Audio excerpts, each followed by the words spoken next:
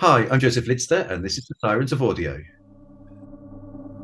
You have the subscriber-only release, The Four Doctors, Me One? Oh, I have. I have indeed, Me Too. Do you like it?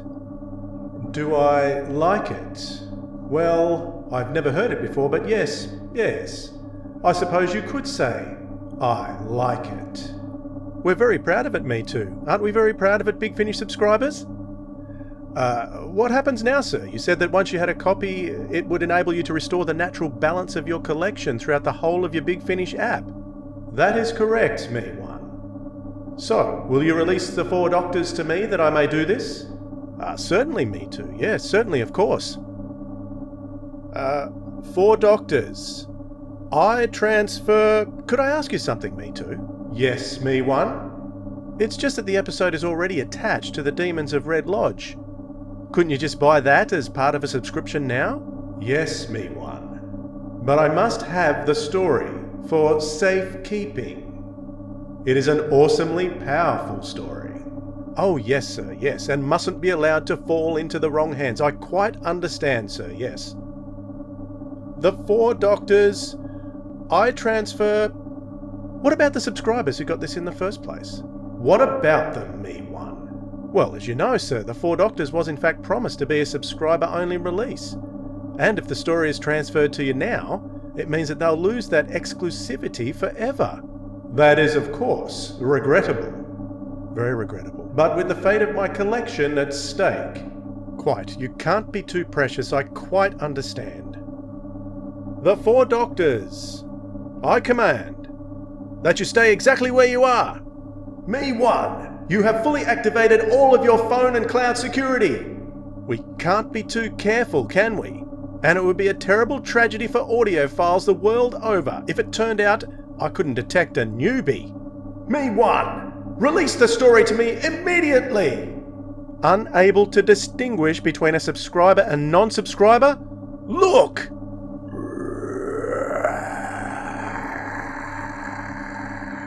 Don't you see? A new subscriber would never have such a callous disregard for exclusive content. Me One, you shall die for this! I think not. Remember, The Four Doctors is all mine, rage all you like. I shall destroy you for this. I will disperse every negative review of your podcast to the furthest reaches of the internet. Well, I wish I could stay and watch you try. You know how it is, stories to hear, episodes to review, and people to interview. When I give the signal, cue credits. Now!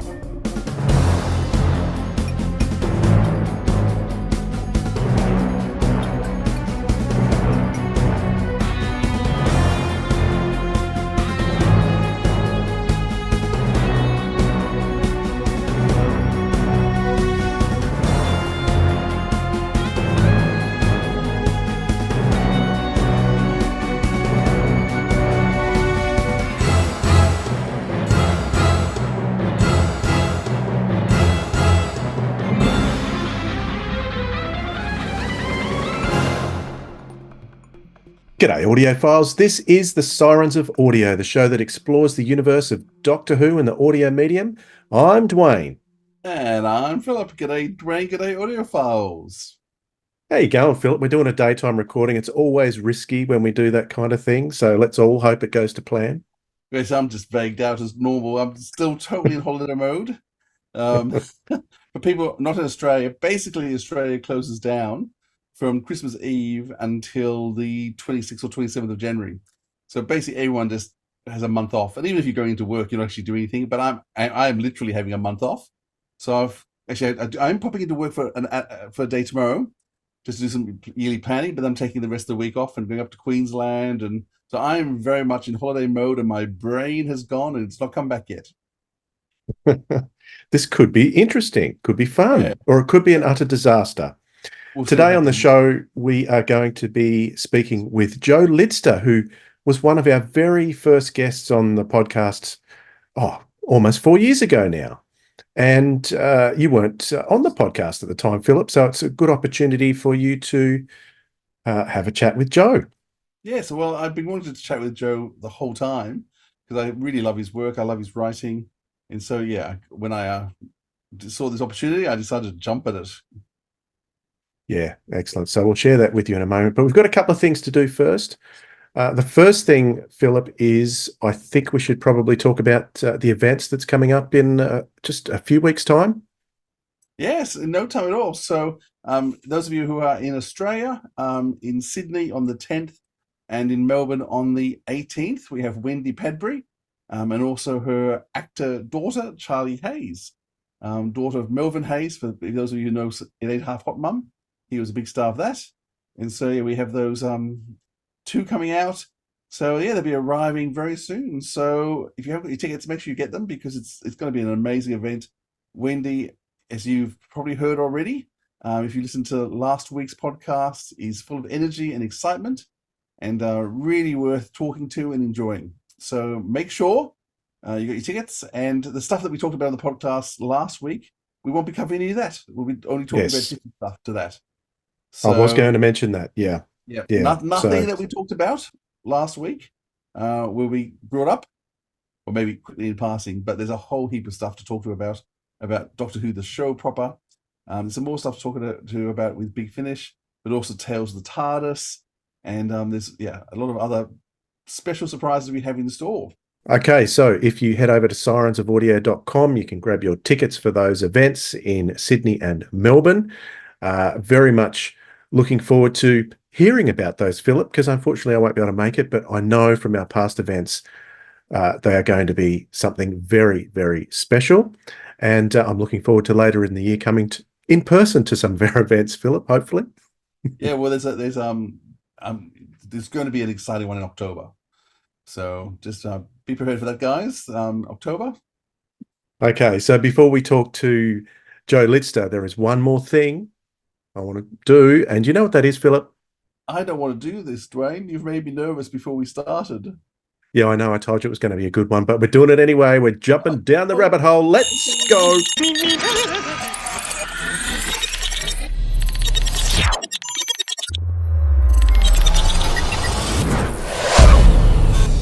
Right, we've got a very well-known writer joining us today for the podcast. And we've talked about this in the past, but I want to do something a little bit different today. I want to talk about the various writers that we have on Big Finish, some of the standout writers that have done lots of stories. I want to get your thoughts on what you think their style is. So I'm going to throw random names at you, and I just want to, I'll cut out the bits where you have to think about it, Philip, don't worry. But 30 seconds or less on what you think their style of writing is, because each of them have some quite unique styles. So what are some of their quirky idiosyncrasies that you look out for when you see these writers' names? So let's start with an obvious one, Joe Lidster. Joey's going to do something always interesting with characters. Joe loves playing around and making unusual characters in unusual places do unusual things. And so for me, when I'm listening to a Joe Lister story, I'm always listening to see what is he doing with the characters and how is he manipulating them to provide a really unusual and sometimes slightly dark story. Sometimes, I would say most of them. Okay. He put Hey, you've given he me put time to prepare. I would have, I would have looked through better their stories and had a better answer. You're putting me on the spot here, Dwayne. Yeah, I know, it's okay. I would say that undoubtedly he deals with death in most of his stories in some shape or form. What about this one? Someone more recent, Lizzie Hopley. Lizzie's got a bit of a macabre streak to her too at times. Lizzie can actually do a lot of comedy, and she can be very light-hearted and very easygoing, or it can be very dark and sinister. So Lizzie actually plays around with form quite a bit. I find Lizzie is her language is very now. So one thing about Lizzie is it always sounds like today. It sounds very present, and I think that's one of the things that Lizzie does really well. What would you say about Lizzie? I think I'm still getting used to Lizzie's style, and I feel in her, maybe it's from speaking with her last year, but she has a passion for stories. So I see her name and I get quite excited because I think this story could go anywhere. She plays around with lots of different styles. So I find her name one of the most exciting ones because I'm not 100% sure what I'm going to get. But I'm usually very pleasantly surprised. Yeah, well, like I said, you're never quite sure which way she's going to go. Yep. What about this one? Nick Briggs. I know one of the things that you like to say about Nick Briggs, and I think it's pretty accurate, is he doesn't like to storytell in a straight line. He does lots of flashbacks, lots of turnarounds. He does action adventure really well. So I do. They're the two styles. Yeah, they're exactly the two styles that I think of when I think of him. Yeah. Big on. Yeah, so I do love how he does action, and he manages to get with a tiny cast so much big action out, and just epic. So his stories are often epic and big, and also just in terms of how he story tells, often mucking around with flashbacks, with time, with um, how he does order, which is just something that I really like about what Nick does. Anything else you going to say about him then? No, you're exactly on the same level with me. So we'll go to the next name. How's this one? John Dorney. Okay, I love John stuff, and how can I was listening to one the other day, and before I got there, I knew it was John Dorney. Oh, it was the Doors in the Christmas Eighth Doctor series. John loves to play around. I think because he writes so much, he likes to play around with throwing in things in a bizarre way and just playing around with form.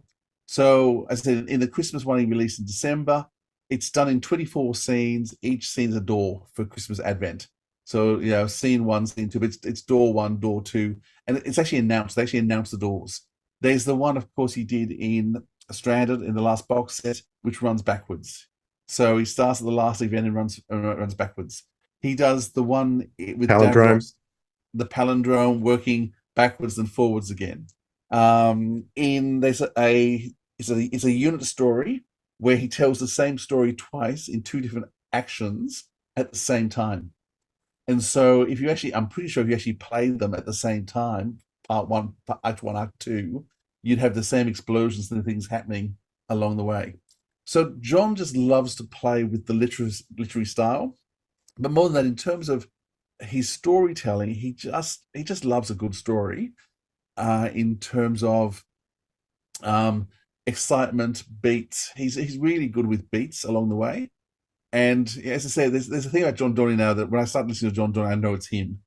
Once again, he can be very funny, but also he can he just rockets along with storytelling. I don't know how he produces what he produces. What else would you say, Dwayne? The only other thing I would add to that would be he loves to try and write something that is going to generate a huge reaction from the audience, and he often succeeds. You'll see it go off on Twitter when he does something outrageous, and he absolutely personally loves doing that kind of thing. So that's something I always look out for too in his stories. What about this one? Jonathan Morris. Jonathan, you're always in such reliable hands. That's the exact word I was going to say. Yeah, we're on the same wavelength here. There you go. With Jonathan, you just know you're going to get a dependable, logical story with everything well thought out. And so the different beats keep leading to the next scene. So it tends to be, I mean, of course, once again, he does play around with form a bit too when he wants to. But generally speaking, you sort of know you're getting a logical story that's going to be told from different characters' points of views that's going to lead you on to the climax. But it's always done in logical steps. And along the way, he does some lovely character work. He knows his companions and doctors really well. And so I think in terms of voices, when you hear them speak, I think there's a one with Tegan I was listening to recently, and just boy, he captures Tegan's voice so well, and Tegan, the Fifth Doctor, in their conversation with each other. But he can write for any doctor, any companion, and you just know it's going to be a dependable, strong story. Yeah, similar from me. Reliable is the word I would use. He has a similar. I see his name and I get a similar feeling about the story as I do with Lizzie Hopley. I'm not sure where it's going to go. He can go anywhere as well with his stories. The difference between him and Lizzie is, as you said, he is the fan. Lizzie is the storyteller. Well, they're both storytellers, but she's not so much a fan. So yeah, you're spot on with Johnny Morris, I think, there. What about this one? Matt Fitton. Matt is the new breed in so many ways. And how do I go Matt's story? I'm trying to think that Matt is always energetic. I think maybe that's the word I want to use. his stories are just full of energy and vigor and youth. And often they climaxes to things. So it's interesting. He often writes in box sets, and he tends to write first or last. But I always find Mattie's just full of excitement and energy and vigor. I think is probably the words I use for his writing. What would you say for Matt? I think in terms of style, you're going to get a story which could be quite complex, but when you look and it could be so complex that it sort of goes over my head. But when you look at all the little details in it, they all fit perfectly. He's a stickler for, if there is a writer who likes to stick with canon, well, internally, the Big Finish canon, he is the one. So he is a stickler for that kind of thing. And I think he has different series Bibles. People go to, that's why he scripts at it so much, is because he knows what's going on in every sort of strand. I don't know how he does it. His memory must be so good at doing these things, but I think he also writes it all down. From what I understand, people have said. So yeah, I think his attention to detail in all the storytelling that he does probably stands out to me the most. Mm. All right. There's often a twist he's writing towards the end too, which I think Yep. really well. Yeah. Yeah. What about Lisa McMullen? Okay. I'm really enjoying Lisa's stories, but you know what? I don't think I've worked out exactly where I think she's coming from all the time. Once again, a lot of I think variety. I have. I think I have. Okay, so tell me what you think about Lisa. I'll see if I agree with you. I love her stories, but I think a lot of her, when I say but, there's no but to it. It's just the fact that her stories, a lot of them come from a very personal place. I think she writes a lot of stories that are very cathartic, bases them a lot on her personal experiences.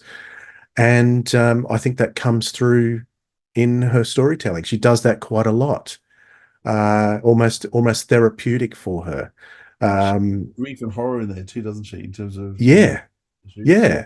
So I think for me personally, that's what I pick up in her style. But once again, very good, and she's been responsible for bringing in some other writers that we really like too, like Kat Armitage, and no doubt others as well. She Hmm. I was gonna say a lot of it feels almost autobiographical how she writes a lot of her stories. It Yes. does feel like it's coming from a really personal, close space, and they are often. Yeah, Yep. What about? Well, he doesn't write for them anymore, but he was very influential in the early days. Rob Shearman. black. um, I think for Rob, it would always be black humor and very funny but very black humor. And I mean, I think he's a sheer genius. I mean, I think Rob Shearman's writing is poetry. Every time he writes, he hasn't done a lot. I think every single piece of writing he did for Big Finish is just poetry. His use of language is florid but beautiful. I mean, the Penguin one, the Holy Terror, the way his characters speak, it is, and Jubilee's the same too. It's unrealistic language, but it is heightened language. It is, and it's just beautiful to listen to. I can just sit and dwell on it, but it is so funny, but embarrassingly so because it's so dark. And so Very. he, and seeing Daleks in Jubilee, and they're midgets who are too tall, so they lock off top of their legs just to fit them into the casings. It's just purely awful when you think about what he's done, and yet you can't help smiling at it. But he deals with that horror and deals with that horror so well, and brings the Doctor in. I mean, all these stories. I could go on with all of them. I would just rave about all of them because I just adore them. Throwing Scherzo, throwing Child's Midnight. And I guess Um, for you as a theatre lover, he's probably the most theatre based in his storytelling. You could see most of his plays done on the stage. yeah, he none of his plays particular. I'm just saying. I mean, Scherzo is probably the most realistic in terms of realism, but that's only two people blending into each other. It's not realistic. But in terms of the theme of love, and he wrote that his honeymoon. I think, well, there's a bizarre honeymoon he had. But his other plays all have such a bleakness to them all. But the characters are so abnormal. So aside from the Doctor and companion who happen to be in it, every other character is so heightened, and so they're over the top. So it is almost like a theatrical production of something, you Mm. know, just OTT all the way. but so engaging and entertaining because of it. Anything else you'd add with Rob? Well, yeah, we're talking Big Finish writers, but I still rate Punchline, even though that's not Big Yeah. Finish. I still rate that one as probably my favourite script of his that he's done for a Doctor Who related audio. It's not officially Doctor Who, but absolutely brilliant, that one. So yeah, you're spot on the money with him. I thought that's what you would say, and you did. All right, here's one. He's coming up very soon on the show. We've got him in the next 2 or 3 weeks coming up on the podcast. We've never had him before, but Eddie Robson. um, Eddie has a real lightness of touch. I really love an Eddie script because it just captures you straight away, but it has a real, is innocence the wrong word? You just know you're gonna have a good time with Eddie and his characters when he writes a script, and he's really thoughtful in terms of how he produces his characters, how they relate. He's got a nice, I mean, almost opposite of Rob. He's got a real niceness to him, and I just love his lightness of touch in terms of his script writing, his storytelling, nice and fast. Well, what would you say about Eddie? Yeah, exactly that. Um, it's he does have an interesting sense of humor as well. Like there's one story recently that always sticks out in my memory, the slaying of the writhing mass. I thought that was a really good Eighth Doctor story that he wrote. Yeah. And he's he's specialised in the Eighth Doctor over the years and written some very good stories for that team. So yeah, looking forward to sharing that chat with Eddie Robson in a couple of weeks' time. What about this one? He hasn't done too many, but he's done some pretty profound stories. Nev Fountain. Nev, okay. I guess firstly just humor. I think Nev is just so funny with his writing, and comeback lines are so brilliant. For me, is it there's a story where he does actually use his name. It looks like it's 4 episodes written by 4 different people with 4 different characters, and they're Oh, all that's the Blood on Santa's Blood Claw. and Santa's Claus, which is just hilarious. And in terms of just so funny, I think the other thing about Nev is when he writes, he does a lot of writing now for Nicola Bryant, of course, who's his real life partner. He writes Perry with such depth and richness that Perry has just come alive for me. The companion chronicle that he did for her, in terms of explaining 2 Perrys and how she survived and the situation after Uranus and what happened after the Doctor left her in Mind Warp. But he's written a number of stories for this because there's the Doctor box set as well with Perry, and he writes a story in there which is just hilarious. Like I still listen to it and laugh all the way through it. So I think I'm going to laugh out loud. It's often going to be a Nev script. You, Dwayne? Oh, absolutely. He did a Lost story a couple of years ago. I think it was called the Doomsday Contract. He adapted that based on an early script, and I thought that was absolutely sensational. Nev has a way of looking at the world that's different to me, but when I look at the world through Nev's eyes, I go, oh, that's so true. I wish sometimes I could look at the world through his eyes and just see how funny the place is. Yeah. And he puts that into his scripts, and I love that about his work. All right, how about this one? You're gonna like talking about this writer, James Goss. Um, well, actually, I think you put the 2 humorous ones together. I think the other thing James, like Nev, is just a very funny writer. But he can actually pack a real punch with his humor. So, for James, for me, just Torchwood for about a year, he was writing every Torchwood story, and they were utterly brilliant and utterly different all the time. James just has a really great sense of humor, and he brings his humor out, but in different ways. So sometimes it's funny, sometimes it's dark. But I'm always going to be entertained by a James Goss script, and usually surprised by the ending. James has an ability to twist an ending in a very unusual way. So I think that'd be the other thing that would strike me about a James Goss script. What do you say about James? I agree with you. The humor is great, but he also has the ability to do something brand new and unexpected consistently, time after time after time. It's like, wow, how does this guy think of this stuff? Mm. So he's very, very talented when it comes to story creation, I think. Yeah. Which is a good thing, and it's probably what's been the driving force behind Torchwood for such a long time. Yeah, I'm looking forward to his Target book coming out because he's done one of the 60th anniversary specials. I forget He which did the one. giggle, didn't he? I think it might be the Giggle who's done, yes. So Yeah. I'm looking forward to hearing that and we're reading that and to seeing how he came out with the whole novel form as well. So we've gone through quite a few authors now. I've got one to go. And sadly, this one announced that he was finishing up with Big Finish. I'm not sure if there's any more to come or how many more there is. But he's moving on to other things. Tim Foley. See, once again, Tim's just charming. So I like Tim as a person. Tim's writing, once again, just he's so many different styles, so many different across all the different storylines he's done, and so the different programs that Big Finish put out. He's just so reliable, and I think he just writes once again character really well, and he writes the regulars really well. So I think in terms of just understanding the main characters, understanding the regular cast, he just hammers that really well every time. But always comes up with a creative story, and yeah, just a lot of fun. Yeah, he's part of that young bunch of lots of energy there. What do you say about Tim? Yeah, he has a tendency, which is a good thing, to write really intimate character pieces.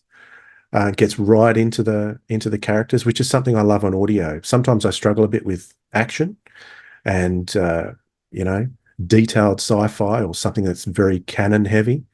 But when you're just dealing with character, Tim is a master at that. But he also has a great storytelling style as well, and manages to surprise me with most stories that he does.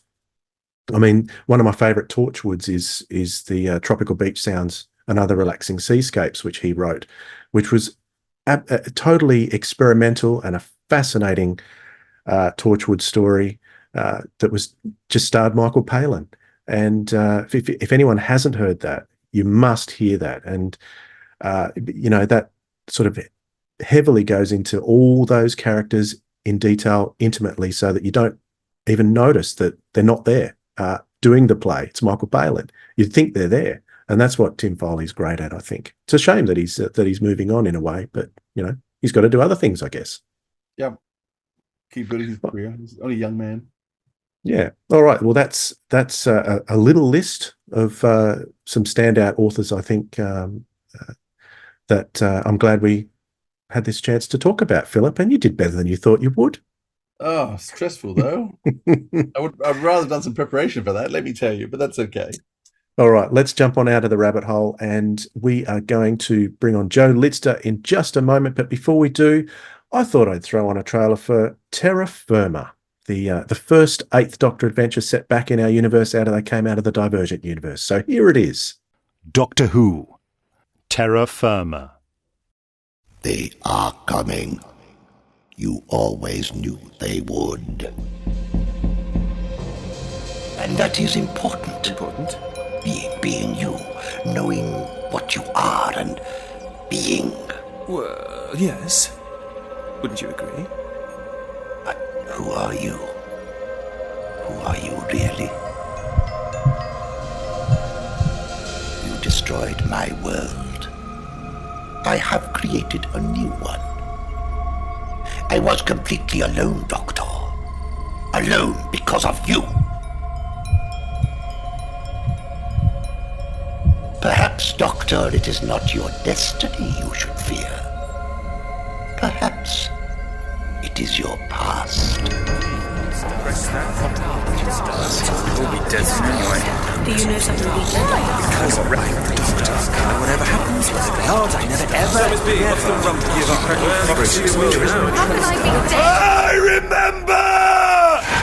We need the Daleks. We need one universe, one mind, a single pure Dalek mind. We do not need you, and yet like you, we must cower here in the darkness. We must cower and await our final destiny!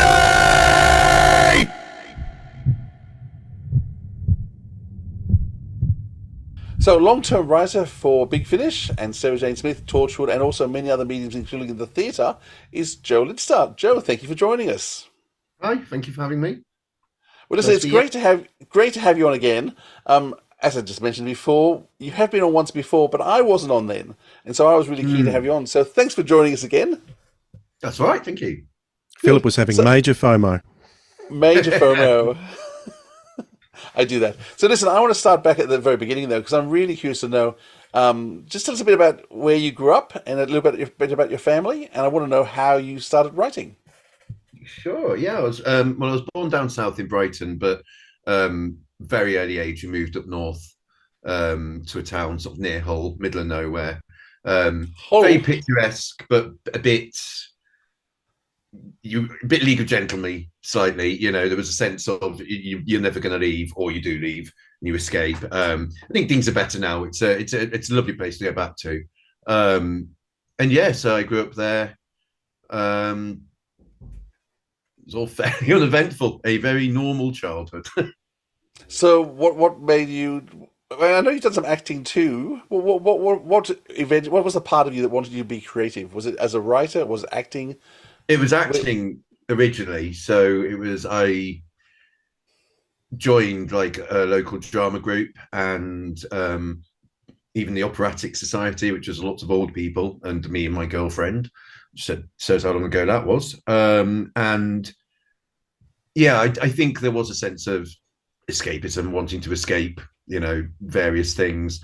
And then as I got older, we did a school production of Amadeus, the play Amadeus, and it was really, really good for a school production, especially. And I played Salieri, and it was amazing. And I got lots of praise for it. But what I realized was that I was only able to be like that because of the script. And that got me interested in the actual writing.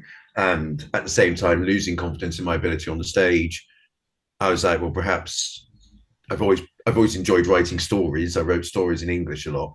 Perhaps I could write, I'm probably never going to reach the heights of Amadeus, but perhaps I could try and write good stuff for actors to do. And that's really sort of where it sprang from. So when you left school, did you study writing? What did you go on to do? So when we were doing our A levels, which is higher education at school, from sort of 16 to 18, for some reason it was a thing at the time. You had to do an extra module, so you did your 3 or 4 A levels, which are your choice, but you had to do an extra something, which was like sports or learning how to use a computer. But they also did a thing called a media. They did media, which was a GCSE, and my sort of aspirational, ambitious self was like, well, if I do that, I get an extra GCSE. That looks good on my CV and everything. And also media, that's like telly and stuff. I like telly, that'll do. So I did that media GCSE, and I think it was about 4 of us did it. And I realized that the way we analysed writing in English literature, the way we analysed Pride and Prejudice, Test of the D'Urbervilles and everything like that, all of that applies to TV and film and adverts. I remember, and it just kind of slightly blew my mind. It's all really obvious stuff, but in those days before the internet and in a sort of northern town in the midst of nowhere, it kind of slightly blew my mind that the reason those people in that advert look happy is because if I buy that product, then I'll be happy. Obvious stuff. But it really interested me, and I realised that sort of was what I wanted to get into. And so I went to university. It was a college up in Carlisle, sort of on the Scottish border, and did a media degree, which was really interesting, really good for me personally, because it got me to meet new people and everything like that. I had the best time going to clubbing and all sorts of stuff, really, lived my life. But the only problem was it doesn't tell you how to get a job.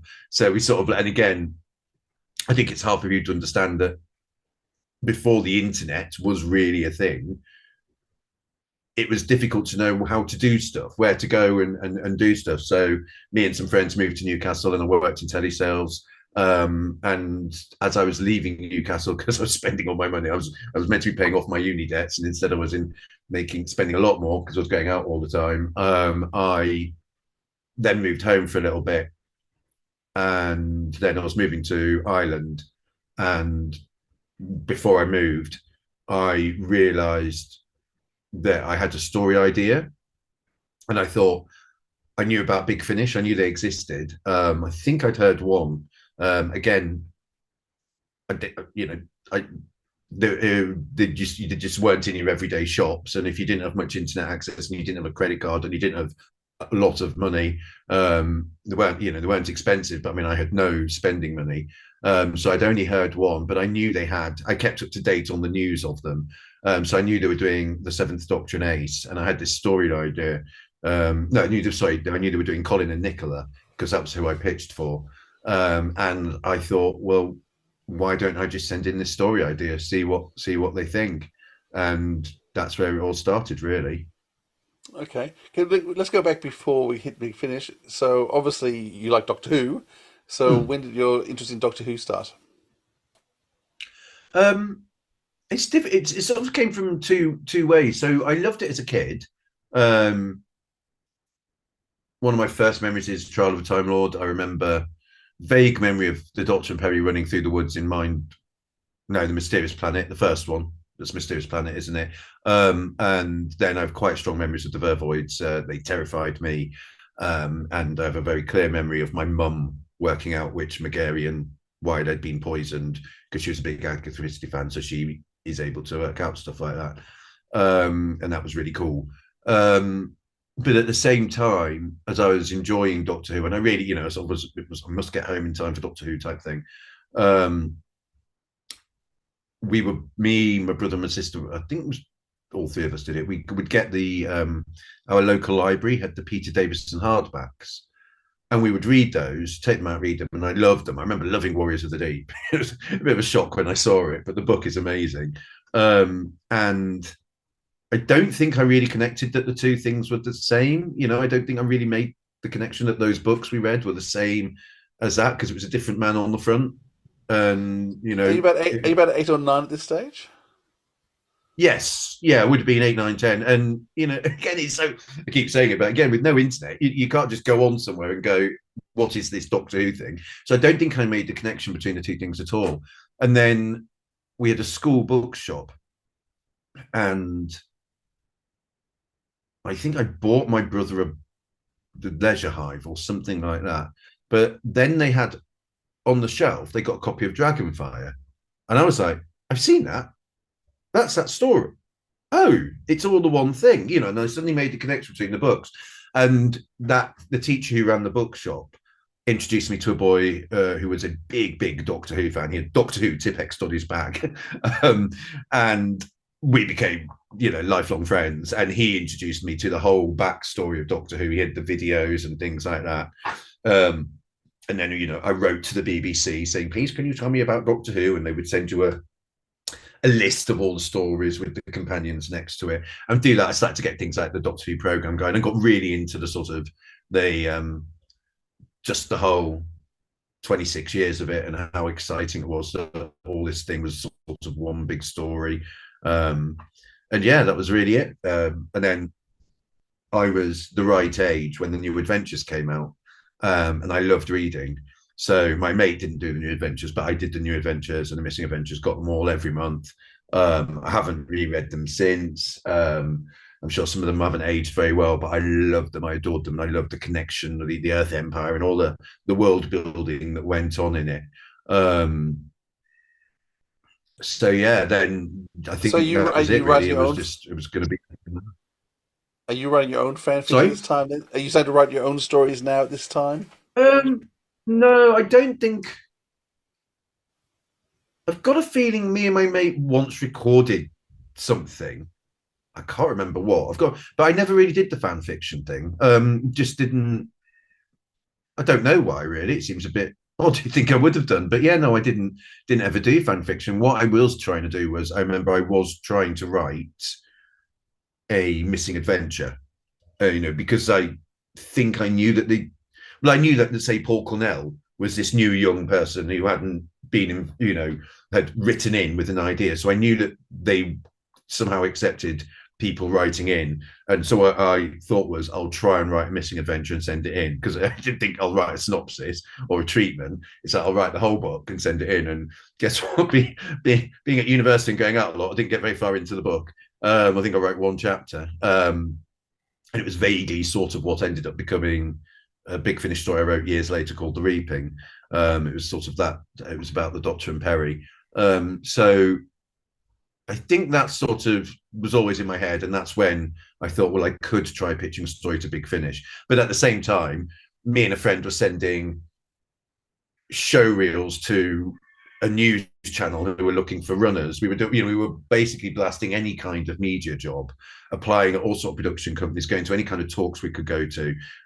So it wasn't necessarily that I knew I desperately wanted to be a writer, but that was one of the options that I really wanted to do. And yeah, then that's it. Sent the idea into Big Finish. Just a little sidestep here. You mentioned that you enjoyed TV as a medium. What kind of television during the 80s and 90s was influencing you outside of Doctor Who? I love the soaps, all the soaps. A big fan, especially Dynasty. Really loved Dynasty. Loved Murder, She Wrote. I think I quite liked that sort of American, for us at that time, very glossy. You go back and watch it, it doesn't look that, all that. But, at the time, it was just this whole of the world. Anybody who had a swimming pool on telly, that was so aspirational. So Neighbours, it was just like, imagine having a swimming pool. I'd still love a swimming pool. I don't even have a garden anymore. So, a swimming pool would be lovely. So anything like that, I loved anything murder mystery. I got that from my mum. She's a big fan of Agatha Christie, and I got that. So I was a big fan of Miss Marple, Poirot, and I say Murder, She Wrote. Any kind of murder mystery stuff I was into. And the very thing is, when I was growing up, my bedtime was 8:00 every night, weekday nights because of school and everything. So I would go to bed at 8:00, which would be when Coronation Street would finish or whatever show I was watching at the time. Except on Monday nights, I was allowed to stay up and watch a British sort of, it's not a quiz show, but it's called The Krypton Factor, where sort of four office workers would answer questions, but there was an observation round and there was an obstacle course. And if you go back and look at it, it is so funny and mundane and dated and glorious. But I was allowed to stay up on a Monday night till 8:30 so I could watch The Krypton Factor. So it's a bit nerdy in that respect. But yeah, but then I love things like the A-Team. Any kind of telly, I just absolutely adored. I think it was a thing me and my brother and sister did together. We weren't very similar in any way, shape, or form. We had very different lives and still do to this day. But that was the one thing we had in common. I remember the three of us sitting and watching Murder, She Wrote. I remember the three of us sitting and watching the A-Team. I remember us sitting and watching Thundercats. We watched the first episode of Thundercats when it went out, and we decided instantly we were going to play as Thundercats. So it was, I think that was it. It was, and that to me is still why I love TV, because much as I love going to the cinema, TV is a communal thing. And go a slight tangent. That was a thing I struggled with during lockdown, was not having a communal thing because I needed it for my partner. So we didn't have watching telly with people, and I started a movie club where we would watch a film together. And to this day, we still all press play at the same time. I'm doing it tonight. But also we have a little spin-off TV group. So we do like the Mike Flanagan series and things like that. At the moment, we're doing Only Murders in the Building. So it's about 5 of us. And all we do is we sit and press play at the same time, have our faces on Zoom, and then when it's finished, we talk about it. And I think it's just that's what TV is. TV is communal and family, and I love it for that.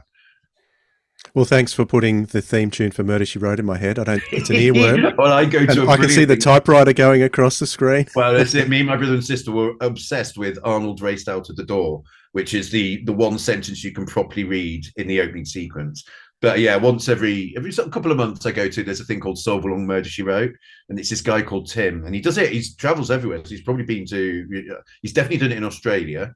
So he travels everywhere. And basically what he does is he shows an episode of Murder, She Wrote, but stops it. And he does things like analyzes, we discuss who's the most famous cast member, and he's got clips of them from any of the show they've done. We sing the theme tune. He's got words to the theme tune, and it's just a really glorious night out. So I very much recommend Solve Along Murder, She Wrote. What are the words to the theme tune? Oh, it's crazy. You have to sing it too, Joe. It's Murder, She Wrote.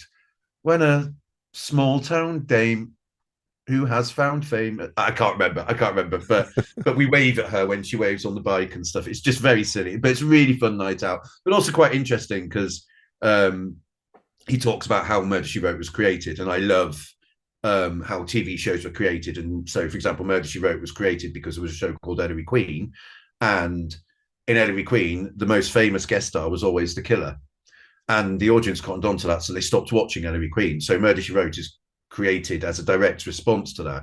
So the whole point of Solve on Murder, She Wrote is checking that they stick to the rule of it's not always the most famous person. So yeah, it's just a really fun night out, but also really interesting. Yeah, I think often the Agatha Christie's and Poirot's that come out are usually the most famous person's the murderer too. It's hard not to put Yes. that person in the role. Yeah. So anyhow, back to your writing.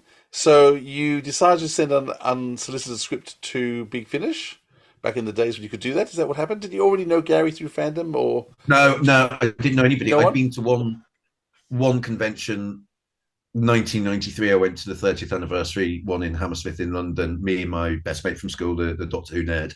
My mum took us to London, and we went to that convention. And I didn't really enjoy it. It wasn't my kind of thing. I love a convention now, but it was. My mate loved it. He had a great time. I enjoyed the talking. I enjoyed the panels, but I realized I don't have the mindset for, say, autographs. I don't understand. They don't appeal to me, or getting photos taken of people. I love listening to people and meeting people.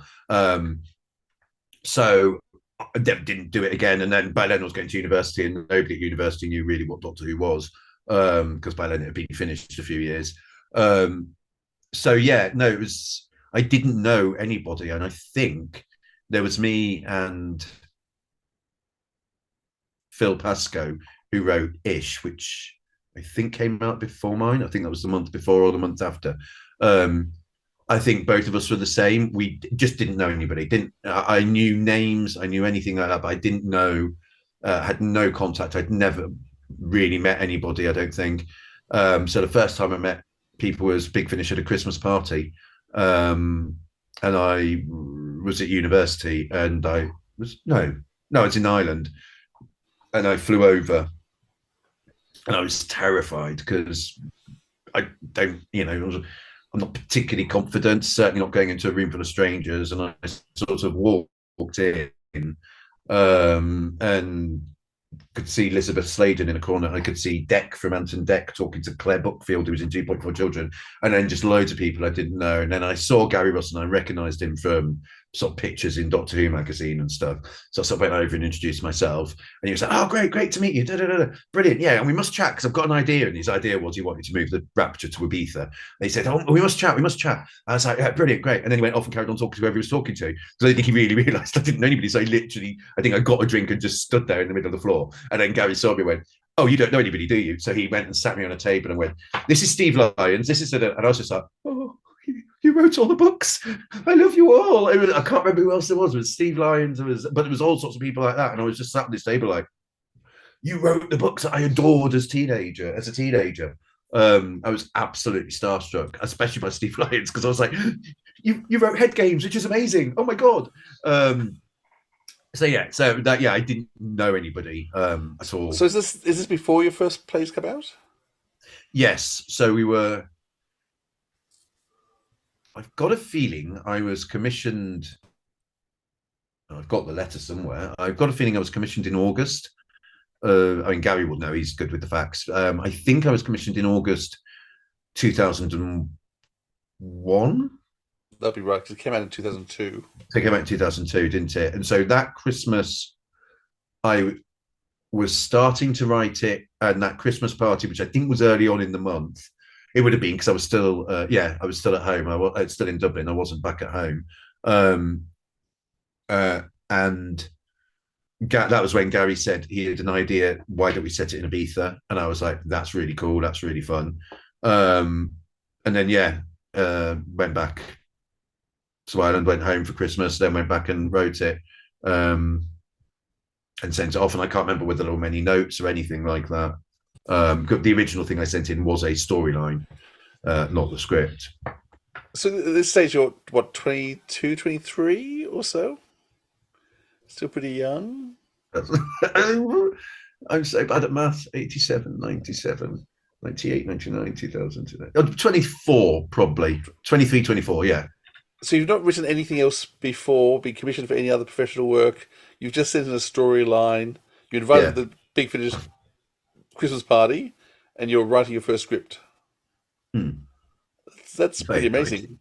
It really was. Although there was the slightly odd thing was because I was working in car finance in Dublin. There was a couple of mates from university, and then not just all these new mates, and it was brilliant. It was a really good vibe because it was all these young people who were sort of traveling the world. So it was Australians, South Africans, and everybody like that. And we just went out every night and got hammered, and we went clubbing every night. It was a brilliant time. It would kill me now.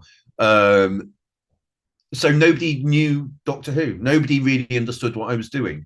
So it was quite fun because it was this amazing, exciting thing, but I didn't really have people to talk to it about, other than my mate from school and things like that. Because I would tell, people were just like, okay, great, you're writing something. I don't know what that means. So really exciting. And then, then it got recorded, and I flew back to London for the recording, which was crazy. It's so exciting. So what was it like meeting Sylvester? It was exciting, but at the same time, and I think it was a good thing, I went in and basically at the Big Finish Christmas party with the writers was a guy called Robert Dick, who sort of Doctor Who conventions and stuff like that. And we're still friends to this day. He took me to the studio. So I stayed whenever I went to that time, the Big Finish party, I stayed in a hotel, which again, I'd never done by myself before. It was absolutely terrifying. And every time after that, I stayed at Robert and Davey's flat. And so Robert took me to the recording because he'd been to recordings before. He knew people. And obviously I had the slight issue was that Gary Russell wasn't going to be there, the person I'd been dealing with, because it was directed by Jason. Who I don't think, maybe I'd met at the party, but I don't remember. And so Robert took me in, and there was Sylvester in the corridor, and I wasn't so much starstruck as just like, oh God, hello. And Robert went, oh, Sylvester, this is Joe Lidster. He wrote the script that you're doing today. And Sylvester said, oh, I thought it was written by Mike Tucker because it mentions the Krill, and I know he writes the Krill. And he's like, this is the most exciting thing going on in my life. And the actor doesn't even know who's written it, But actually, really then good because you go, oh yeah, it is a job. It's a job. This isn't a thing I'm doing for fun. This isn't something I'm doing as a fan. This is an actual job. And for the actors, it's 2 days of recording.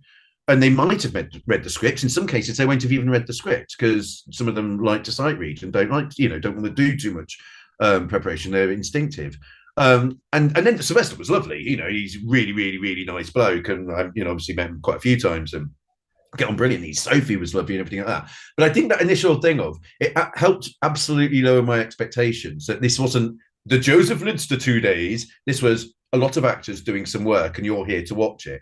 And I've got now, and I think it just gave me that instant that I have absolute respect for actors. So whenever I'm doing theatre, whenever I'm doing an audio drama or anything like that, I say if I'm doing theatre, the short plays I do, I always say to the director, if you want me at the rehearsals, I'll come to rehearsals. If you want to not see me now until the first opening night, I will do that because I respect you and the actors.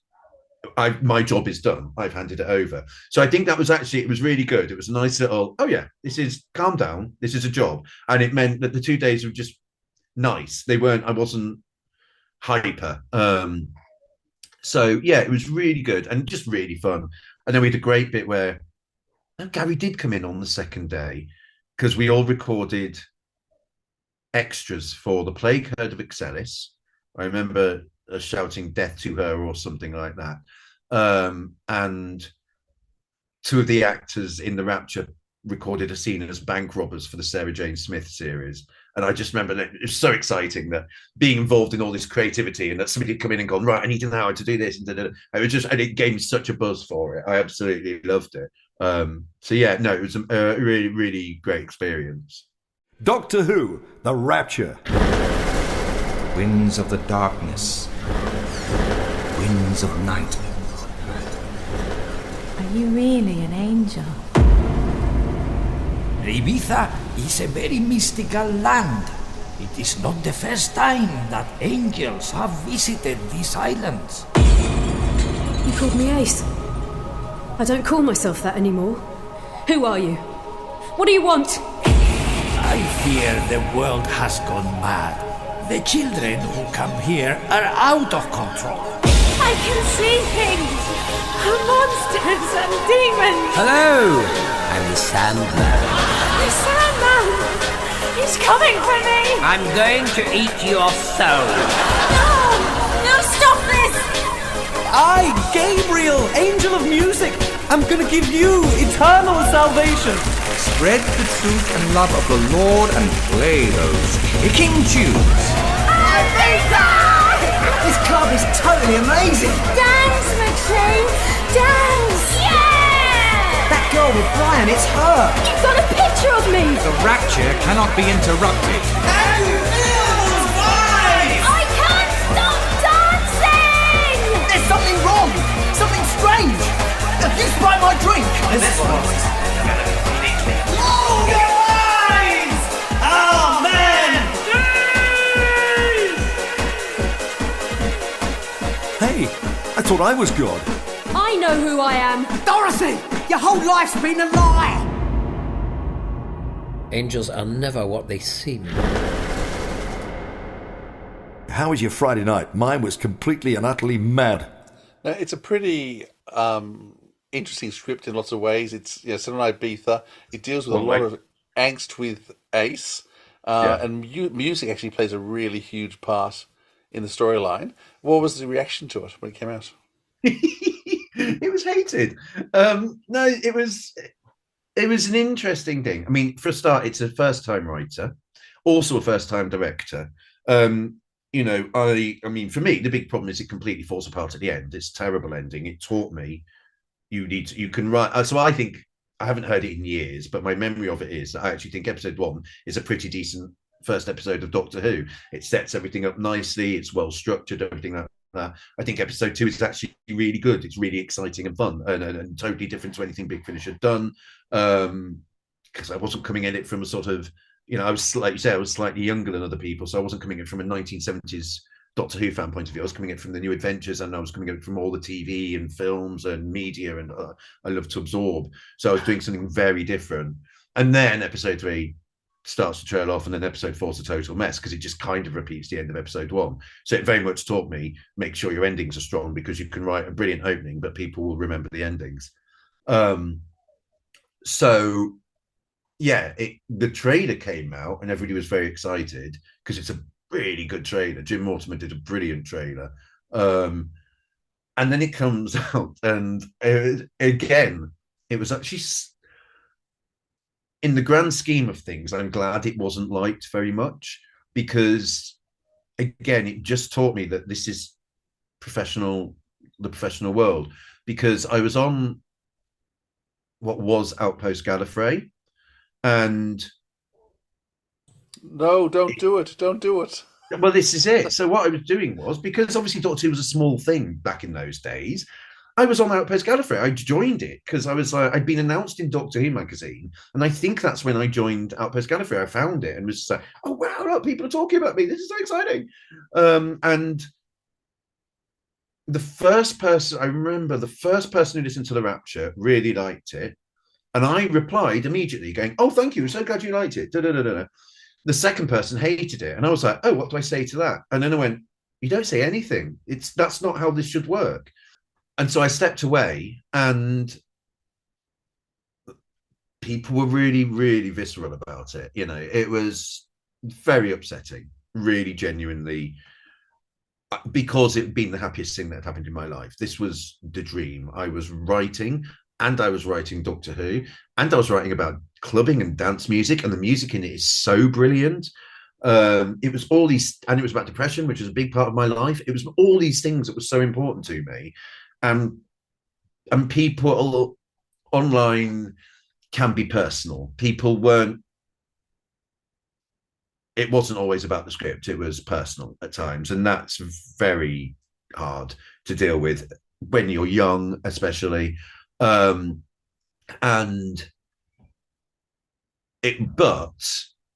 also, because you'd start getting het up about things, because you'd start getting like the Ace angst stuff. That wasn't my idea. That was Gary.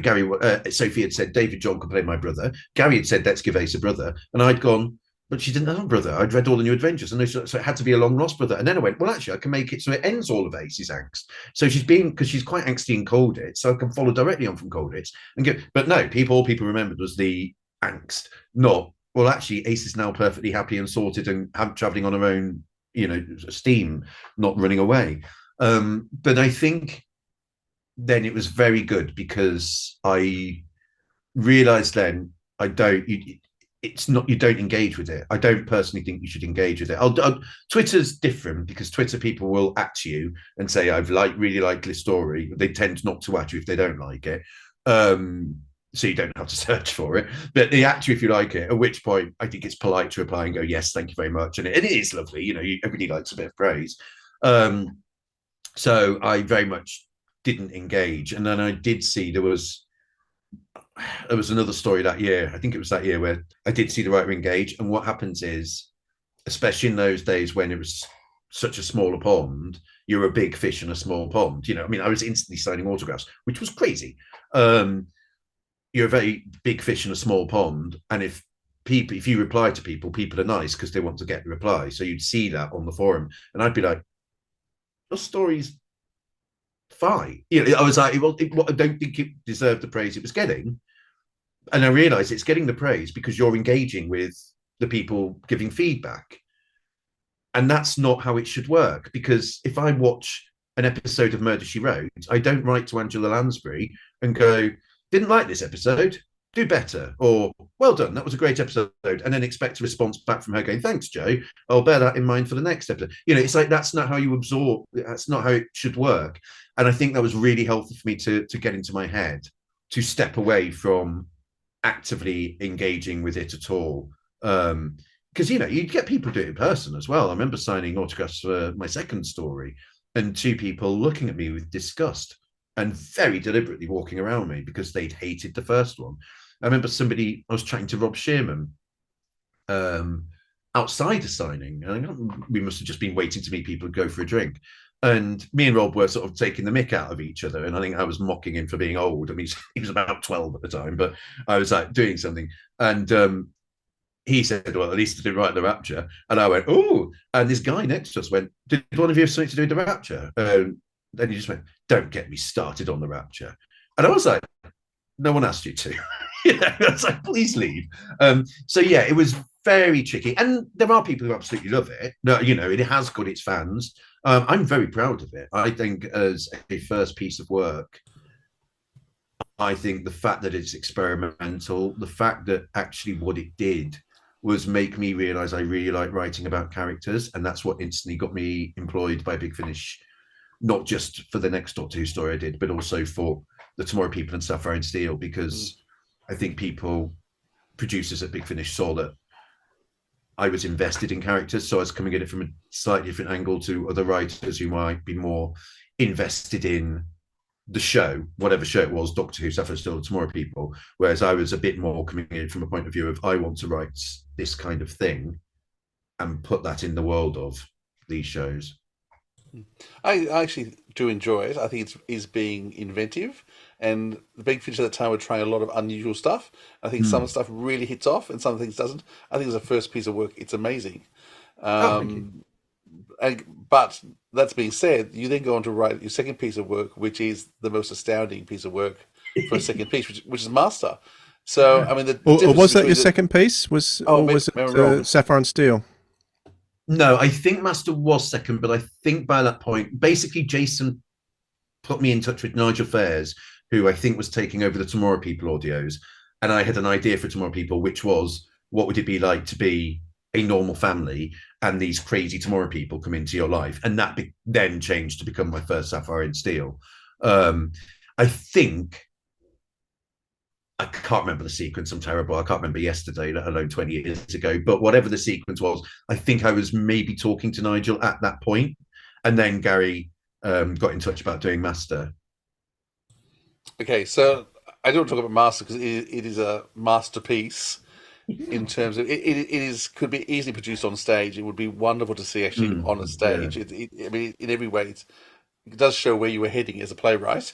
How did Master come about? How did you get the ideas for it? How could you write so well for so many different characters? And did you actually know who was going to be playing the characters? Because the cast was spectacular. Did you have any idea who they'd be, or it came together by the director? No, I had no idea. I knew obviously Jeffrey and Sylvester would be in it.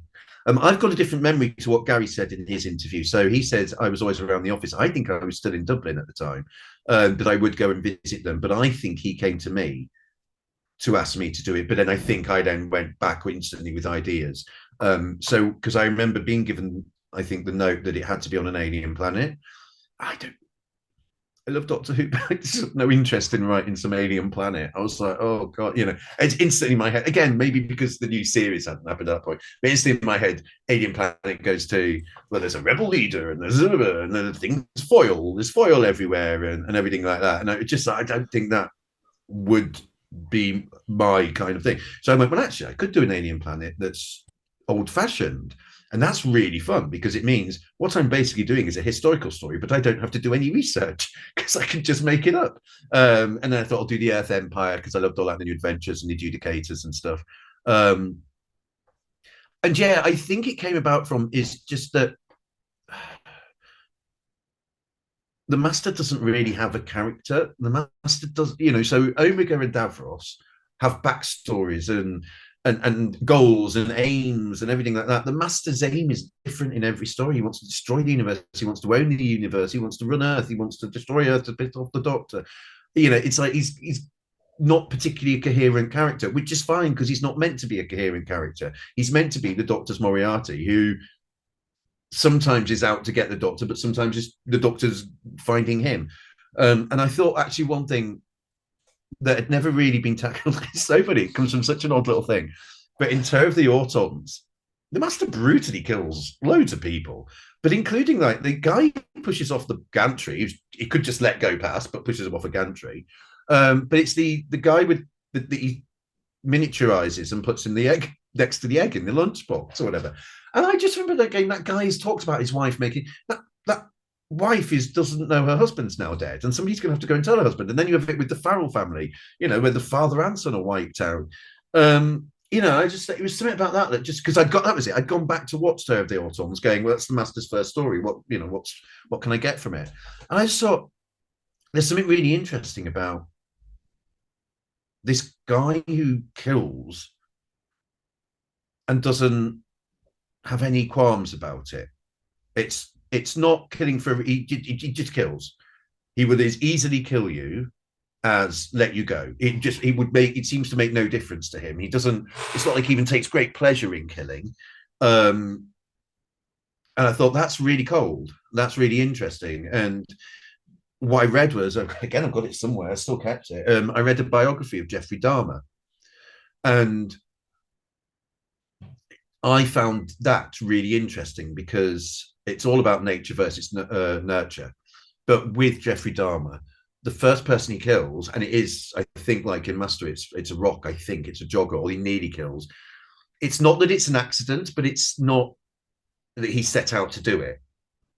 But once you've done your first kill, you start to go, well, if that's the best way for me to get forward in life, or if that's how I get what I want, and in Jeffrey Dahmer's case, you get, it's sexual arousal. But if that's what gets me what I want, then that's what I have to do. I've done it once and nobody's arrested me. Nobody's locked me up. I've not gone crazy. I'm perfectly sane. I'm normal. It just makes sense to me to do that. And I thought that would be an interesting thing to do with the Master. And then, I came up with the idea of, I don't know, I don't know. I can never remember where ideas came from. I think that was the initial thing. And then I knew I wanted to do, I knew I wanted to do something like Amadeus. It was very much like, I want to do something Amadeus. I want to do something where it's not fair that the main guy, in this case, the Master, can't live the life he wants to live. It's not fair. So then I was like, well, what if he did? And I knew I wanted, originally had like a nightmare sequence of ballrooms and Gothic masks and Venetian style thing, which thankfully I think Gary went no. So I kind of knew that I wanted to do that, and then it kind of, I think, just came out from there. It was like, well, there needs to be murders. If there's going to be murders, it can't be the Master, so it's got to be one of the other characters. And again, I thought I just want to do something very different to the Rapture. I want to do something that's very small scale. It's basically 4 people in a house talking. And I knew I wanted to do something scary because Doctor Who scared me as a kid. You know, the Vervoids terrified the hell out of me. I wanted to scare me, and so it's got the whispering voices, which is totally just nicked from the TV show Ghostwatch, which plays with your expectations because, again, you couldn't rewind to telly back in those days. So they'd play a clip and you'd see a ghost, and then they'd replay the clip and the ghost wouldn't be there. And they'd be like, no, there's nothing there. And you'd be watching at home going, oh my God, there was. And so with Master, there's a whispering voice, you know, because I wanted people listening to it going, no characters have mentioned the fact that this guy's whispering. So I wanted to play with that. And then he just all came, he was just that thing. And also I like playing with the form. So I then went, like, what episode 1 is the arrival of the Doctor. I just thought that'd be quite fun. So yeah. And then, and I was so lucky with the cast because I knew who Philip Maddock was, and he was such a nice man. He was so lovely and welcoming and supportive. I mean, they're both gone now, sadly, but they were both much older, and Jeffrey and Sylvester were sort of near enough their age. And then there was Charlie Hayes, who was playing Jade the maid, and she was so, I think it was like maybe her first acting job. She'd highlighted all of her lines in the script, and the older actors were slightly mocking her. They were like, "Oh, we don't bother with that. We just stand in front of the mic and say the words, love." You know, and obviously they were joking. They put a load of work into it, and it was, I mean, it's so astonishing. I think Anne Riddler is a beautiful performance, and yeah, so it was quite fun for that sort of the difference in ages, and it just means that I do think I think it's the episode 3 cliffhanger where Jade reveals who she really is. It's so beautiful because I think I've written it quite well, but I think the old people all panicking and then this quiet, innocent little girl voice, and then David Darlington's sound design at that particular moment, it's just brilliant. So yeah, very happy with it. Again, not heard it in years, but I remember being happy with it. And I do remember, like Gary said, I do remember it's very long. having just done, you just mentioned there with the Rapture, the plotting was slightly out. The plotting is absolutely perfect in Master. Is it just luck? I mean, how do you manage to go from somewhere where you know first play, a few issues with the plotting, and then you create something which really is astounding? What happened between the two of them? It was the ending. I knew that I needed to have a strong ending, and I thought, I'd got the rough idea thing, and then I went, what it? And then I knew I wanted a framing device with the Doctor talking to someone, and I thought, what if the twist at the end was that the Doctor did the first kill, not the Master? And I thought that's a strong ending, and so it's about working up to that. So then you go, why has the Master got 10 years of freedom? Oh, because the Doctor's doing it to atone for the murder that we reveal at the end of the story. So I think it was realizing that you have to think about this thing as a non-linear. As a writer, you have to go, what is the ending? What's the end point of this story? And since then, I've done a lot of studying of it, and it's about basically characters' wants and needs. So a character wants something, but that's not necessarily what they need.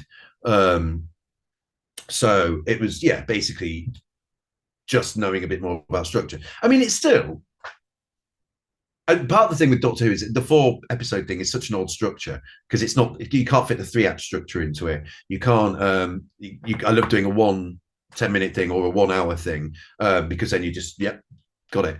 The 4-episode thing is slightly odd. So actually with Master, episode 1 sets up the story, and then episode 2 parks the story and just does 2 people chatting in a dining room, and then episode 3 picks the story up again. So it's slightly cheating. It's not, I wouldn't say it's necessarily the best plotted thing because it does cheat slightly by having this in the middle of it, but it's thematically part of the same story, so it works, I think.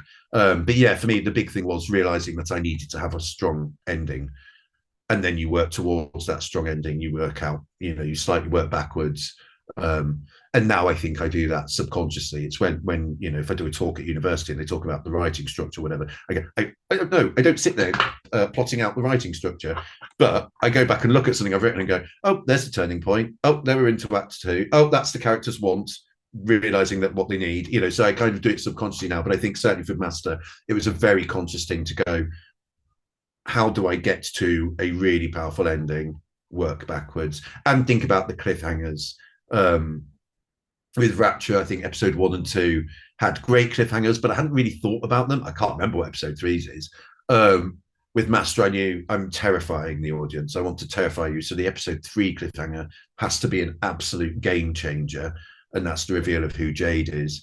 And once you start thinking about it more in blocks or acts or episodes, I think that's why it feels like it's a better plot. Doctor Who, Master.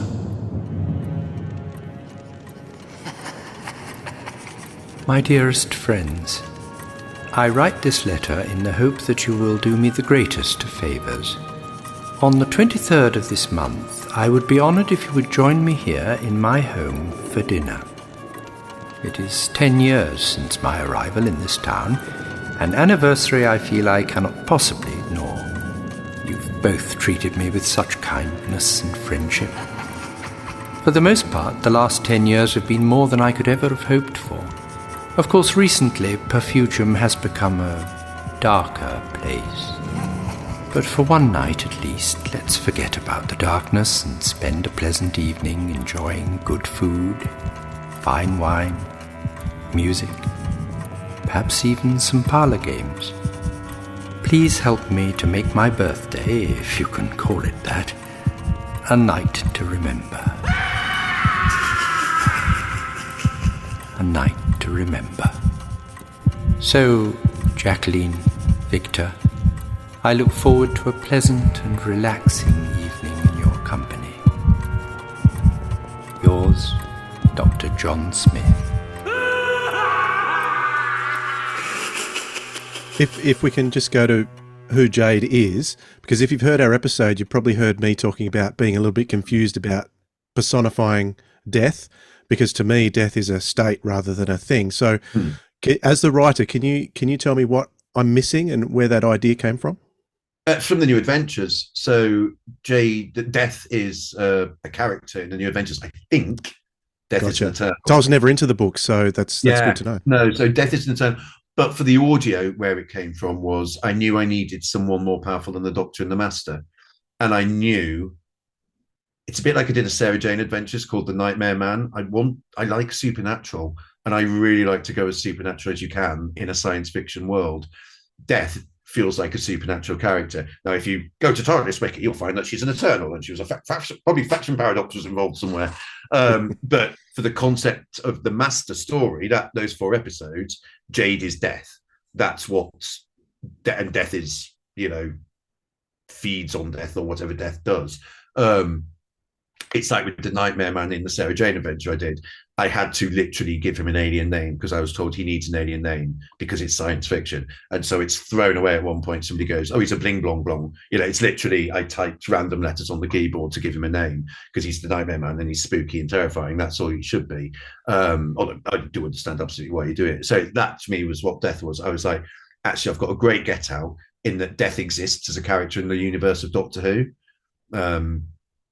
But for my story, you don't need to know that she's an Eternal and there's other Eternals and Doctor Who dances with her in Time War and Revelation. You don't need to know all that backstory, I think, for this story. Fair enough. Very good. So over the next couple of years, you are now writing heaps. So audio dramas with Doctor Who ones, you're writing Tomorrow People, you're writing Sapphire and Steel, you're writing short novels. At what point do you give up your day job? Do you give up your day job? How's it working? And then also, what are the pieces of work out of that time that you are really proud of? I remember loving doing the short stories because, again, I could be, bam, here's a short story that's going to make you laugh and cry. Here's a thing. I don't need to worry too much about a cliffhanger later on and so on. and they could be character led. Short stories really allow you to do a full character thing. So a lot of my short stories are one person's journey, and Doctor Who and the Companion are peripheral characters.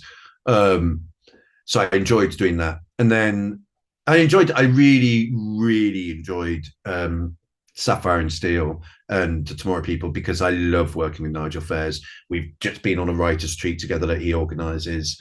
We are synced absolutely as writer and producer, or writers really. He loves character-led stuff, so that's what he was doing with Sapphire and Steel and Tomorrow People. So I really enjoyed that, and becoming friends with Nigel. That was such a nice thing. And yeah, so then eventually I moved back from Dublin, because I was coming over from there to London for a lot of the recordings, and it was using up all my holiday time. And I remember one day actually putting a sickie, and flying to London first thing in the morning of the day of the recording, and phoning my manager's answer machine on the way, going, "I'm so sorry, I'm feeling sick," or whatever it was. I have to fly home. And so it just made, and also I just loved London. I fell in love with London, and I had lots of friends there now. So I decided to move to London, and probably a good job I did, because then I could hang around the Big Finish office a bit more. I became more socially friendly with Gary Russell and Ian Farrington, who was like the sort of Big Finish dog's body, really, but also did all the swap trips and that. But it meant we lived near each other, and eventually we lived together. It was like, and we'd go out drinking all the time, because he was a bit younger like me. And so that was really fun. And then basically I was in the Fitzroy Tavern, which is a pub that Doctor Who fans go to, and they used to go a lot more, I think, than they do necessarily now. And I was there, and James Goss was there, who does lots of Doctor Who stuff. I'm sure you know who he is. And he came over to me, and he'd listened to, I'd written we did a series called Unit, which was like a sort of 2000s 24 Spooks version of Unit, and he'd listened to my story, and really enjoyed it. And he came over and he said, "I just really enjoyed your story." And at that point, he was in charge of the Doctor Who websites, and Doctor Who was back 2005. And I drunkenly said, "Well, give me a job on your website then." And he went, "That's why I'm talking to you." I went, "Oh, right." I should put down my drink and try and sober up slightly. And yes, so he then employed me to write from the Christmas Invasion onwards. So I would write the website for the British Rocket Group, or whatever it was, biographies of the characters and everything like that. So there was a website to go to, and then there'd be a game on it. And then I was going to write and then do all the series 2 websites. And that was when I was able to. So I'd been in London a year, and I was working in social housing, and that was when I went, actually, I can now afford. I can live very easily in my means. I can afford to go full-time freelance, do Big Finish, do this, and then Gary Russell employed me to abridge I abridged a couple of Doctor Who novels, and then the first 3 Torchwoods, and that meant I got to go on the Torchwood set before Torchwood came out, because Gary wanted the person, and that's possibly the hardest job I've ever done, because the Torchwood novels are really long, and I had to cut them down to a third of their original length, which are just like, that's not taking out a few words, that's taking out entire story. But you also, I'm not allowed to change words, obviously, so it's got to be the writer's word. So I'm having to find ways to. And I remember doing things like he walked, and I'd cut 40 pages into a room, because I'd find the next page you could go to. So that was really hard, but that was good. And yeah, through all of that, I got known in Cardiff. Again, quite young. I was sort of socializing with the younger people, the Doctor Who Confidential crew and people like that. And that eventually led to part of the journey of the way to doing Torchwood. So how did Torchwood come about? Is it your first TV script? Yeah. So and it's a pretty major episode, for goodness sake. Yeah, I know. So again, you just there's so much luck involved. But yeah, basically, I was known in the Cardiff circle. Everybody, cliche, but everybody was a big family. There was the Torchwood group. There was Torchwood. It wasn't Sarah Jane Adventures at that point. There was Torchwood, Doctor Who, and Doctor Who Confidential. And yeah, I'd hang out a lot with the confidential people. I was pals with the producer and the younger people on it, and we'd go out. Me and James Goss would go out. We'd go clubbing and everything, and I had a great time. So I was known in Cardiff, but also Russell signs off everything. So I was writing these. I don't think he necessarily was too concerned about the website stuff. So I was writing all these fictional websites, but I think what he was concerned about, what he would always keep an eye on, is I was writing a little video every week that Mickey Smith would tell you to go to this website and play a game. So I was writing these videos for Noel Clarke to perform, and so they had to be script edited by Russell, or they'd go through Russell. So I think he knew who I was, and at the same time, Gary had then left Big Finish and was working on Torchwood. I think. Well, I suppose he'd been working on writers. Getting writers for the books and things like that. And Russell said to Gary, look, for series 2 of Torchwood, I'd like to give a new writer the opportunity to see what it's like to write a TV script. And it was an overcommission. So they would commission 15 scripts for a 13-episode series. And Gary very nicely suggested me. I think part of it was he knew I was absolutely a huge Torchwood fan, but also that he, I think, knew that, I just loved writing. I adore writing, and that I would appreciate the opportunity. And so I met Russell and Julie, gave them my thoughts on Torchwood Series 1, what I liked and what I didn't like. So I was able to be honest about it. I'm pretty certain I wore a suit, because I was like, bearing in mind they must have seen me floating around looking like the mess that I always look like anyway. I'm pretty certain I wore a suit for it. And then I was writing this overcommission, and at that point it was Yanto who was dying, not Owen. And I was writing this sort of Yanto. It was about a near-death experience support group type thing. And then eventually it became Owen.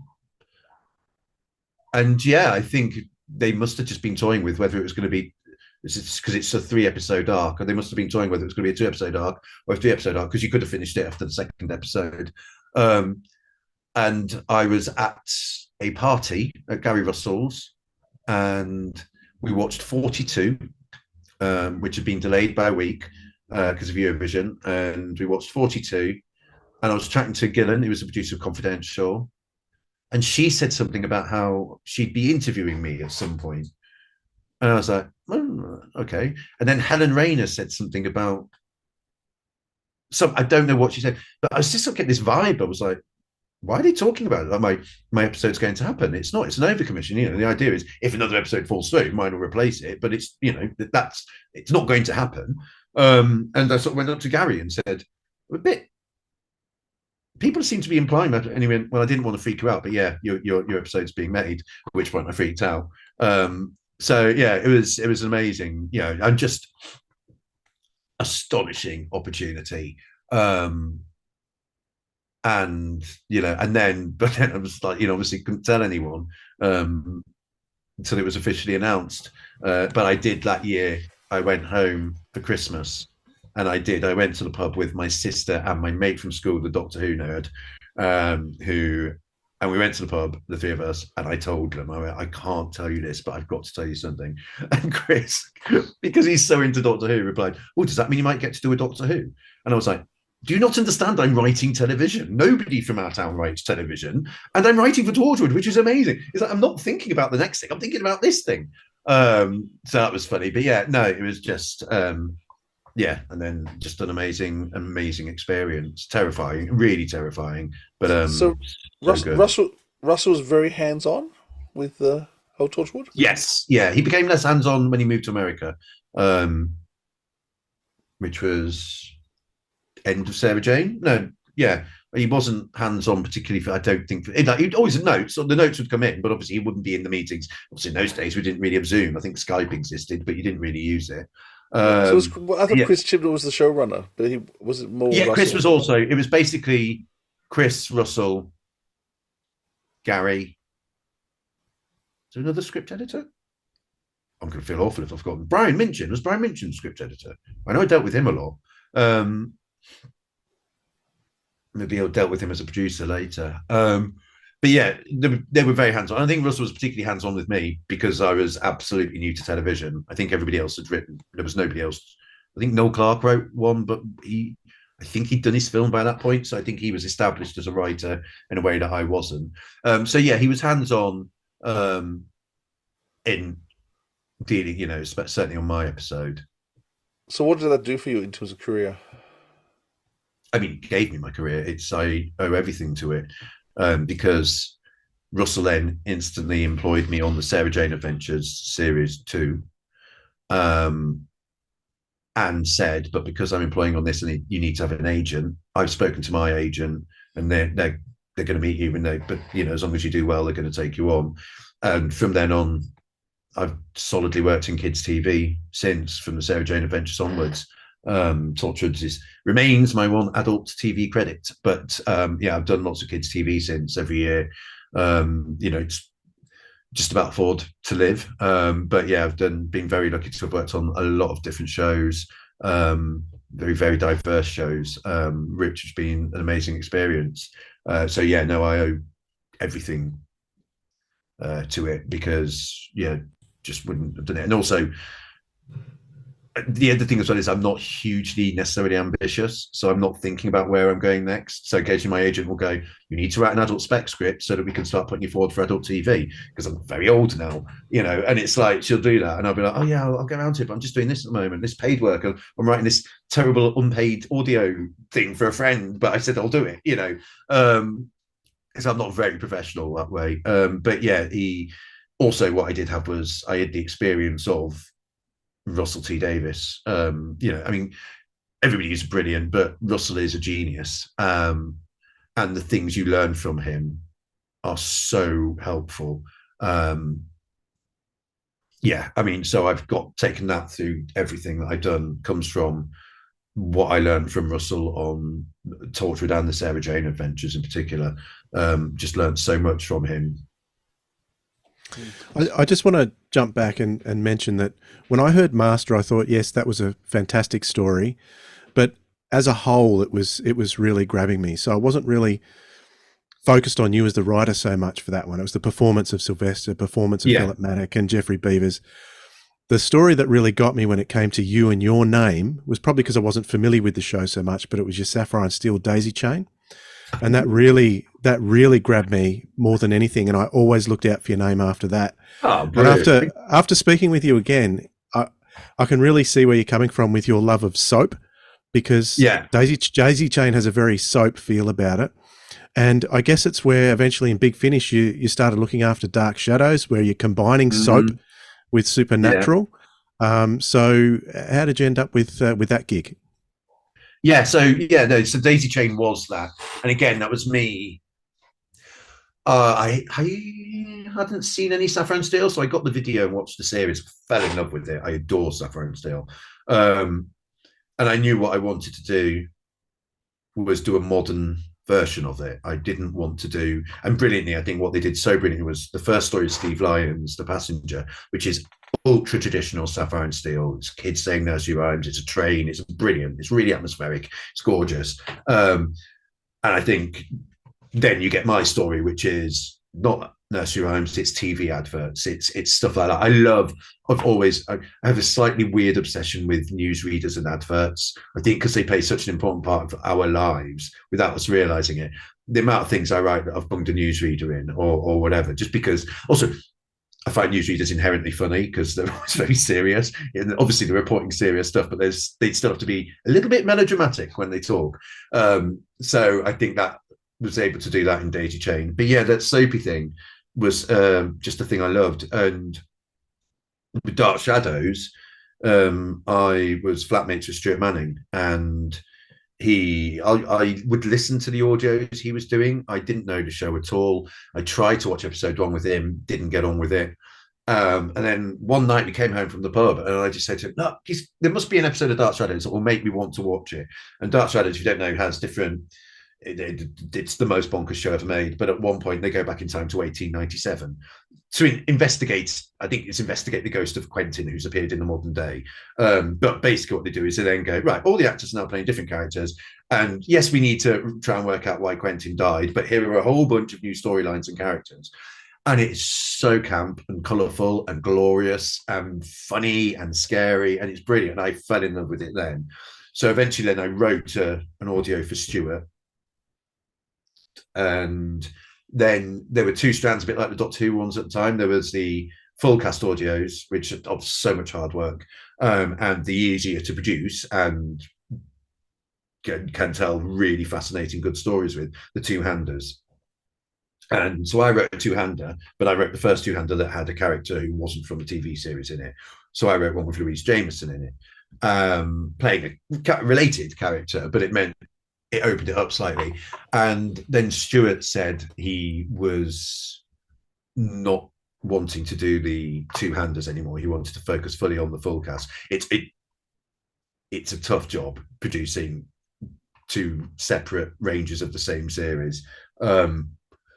And I just said, oh, and I think what I did was I spoke to James Goss and told him that Stuart was doing this. And he said, well, why don't we produce it? Because I was like, I don't know. I'm useless with money. I'm useless with anything technical or anything like that. I said, I'd love to continue the story of Dark Shadows, but that was it. So then, but James, I think, had that experience. Well, obviously, he worked at the BBC. So James knew how to phone an agent and say, we'd like this actor.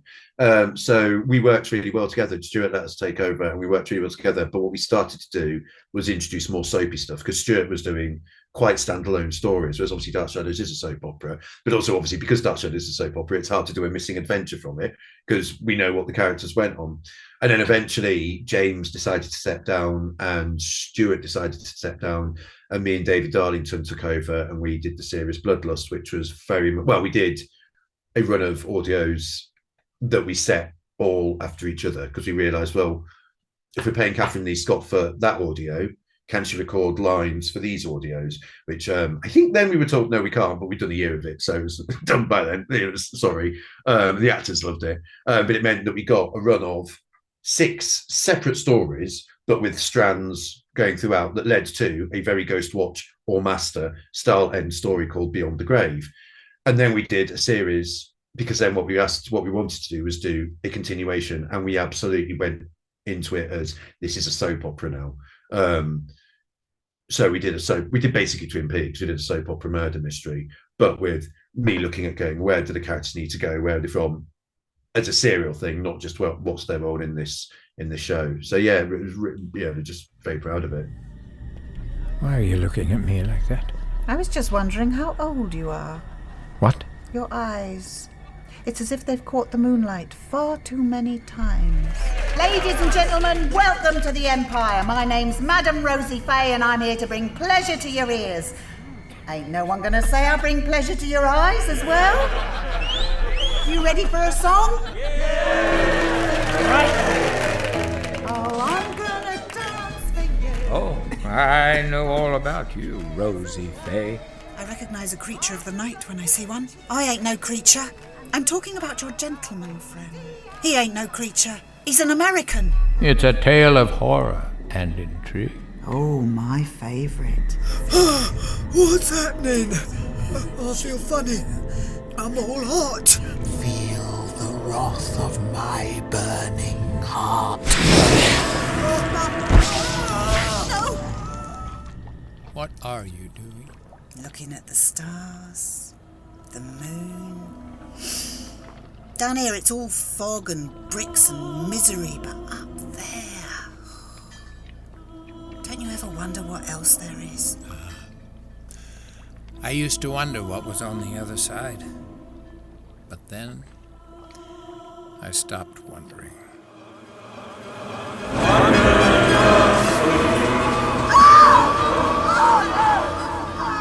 Don't move. You're coming with me. I can't not move and come with you. Make your mind up. You can call me Amelia. Now, Miss Fay, I'd like to know why you're murdering my ladies. Look at her! Oh, dear Lord, look at her! She's on fire! Sometimes. I wonder how much of our lives are ruled by fate. Is there some greater being bringing us all together? The Collinses, the Fays, the Ricosis. You mean me? Madam Rosie Fay. You put on quite a show, my dear. My name is Jade. And I'm dead. And I'm alive. Dark Shadows. London's Burning. Available on CD and download from www.bigfinish.com. So I've listened to the Louise Jameson episode, which was wonderful because I just listen to everything Lou does. But if someone wants to jump onto Dark Shadows, where would you say is the best place to jump on? There's a story we did called Beneath the Veil, and it involves two young people arriving in Collinsport and very, very in a let's write a jumping on story. It very much is a hello, I'm Maggie. I run the guest house that you're staying in. Oh, you need to go to the Blue Whale. That's the pub in this town. Here are these characters. It's an absolute jumping on point, and it sets up ongoing stuff. And then you can then go from that to Bloodlust. And then you'll have a good sense of how it is. And then you absolutely should go back and listen to all the older ones, because I mean Stuart did some stunning stuff. There's some that are really, really, really good.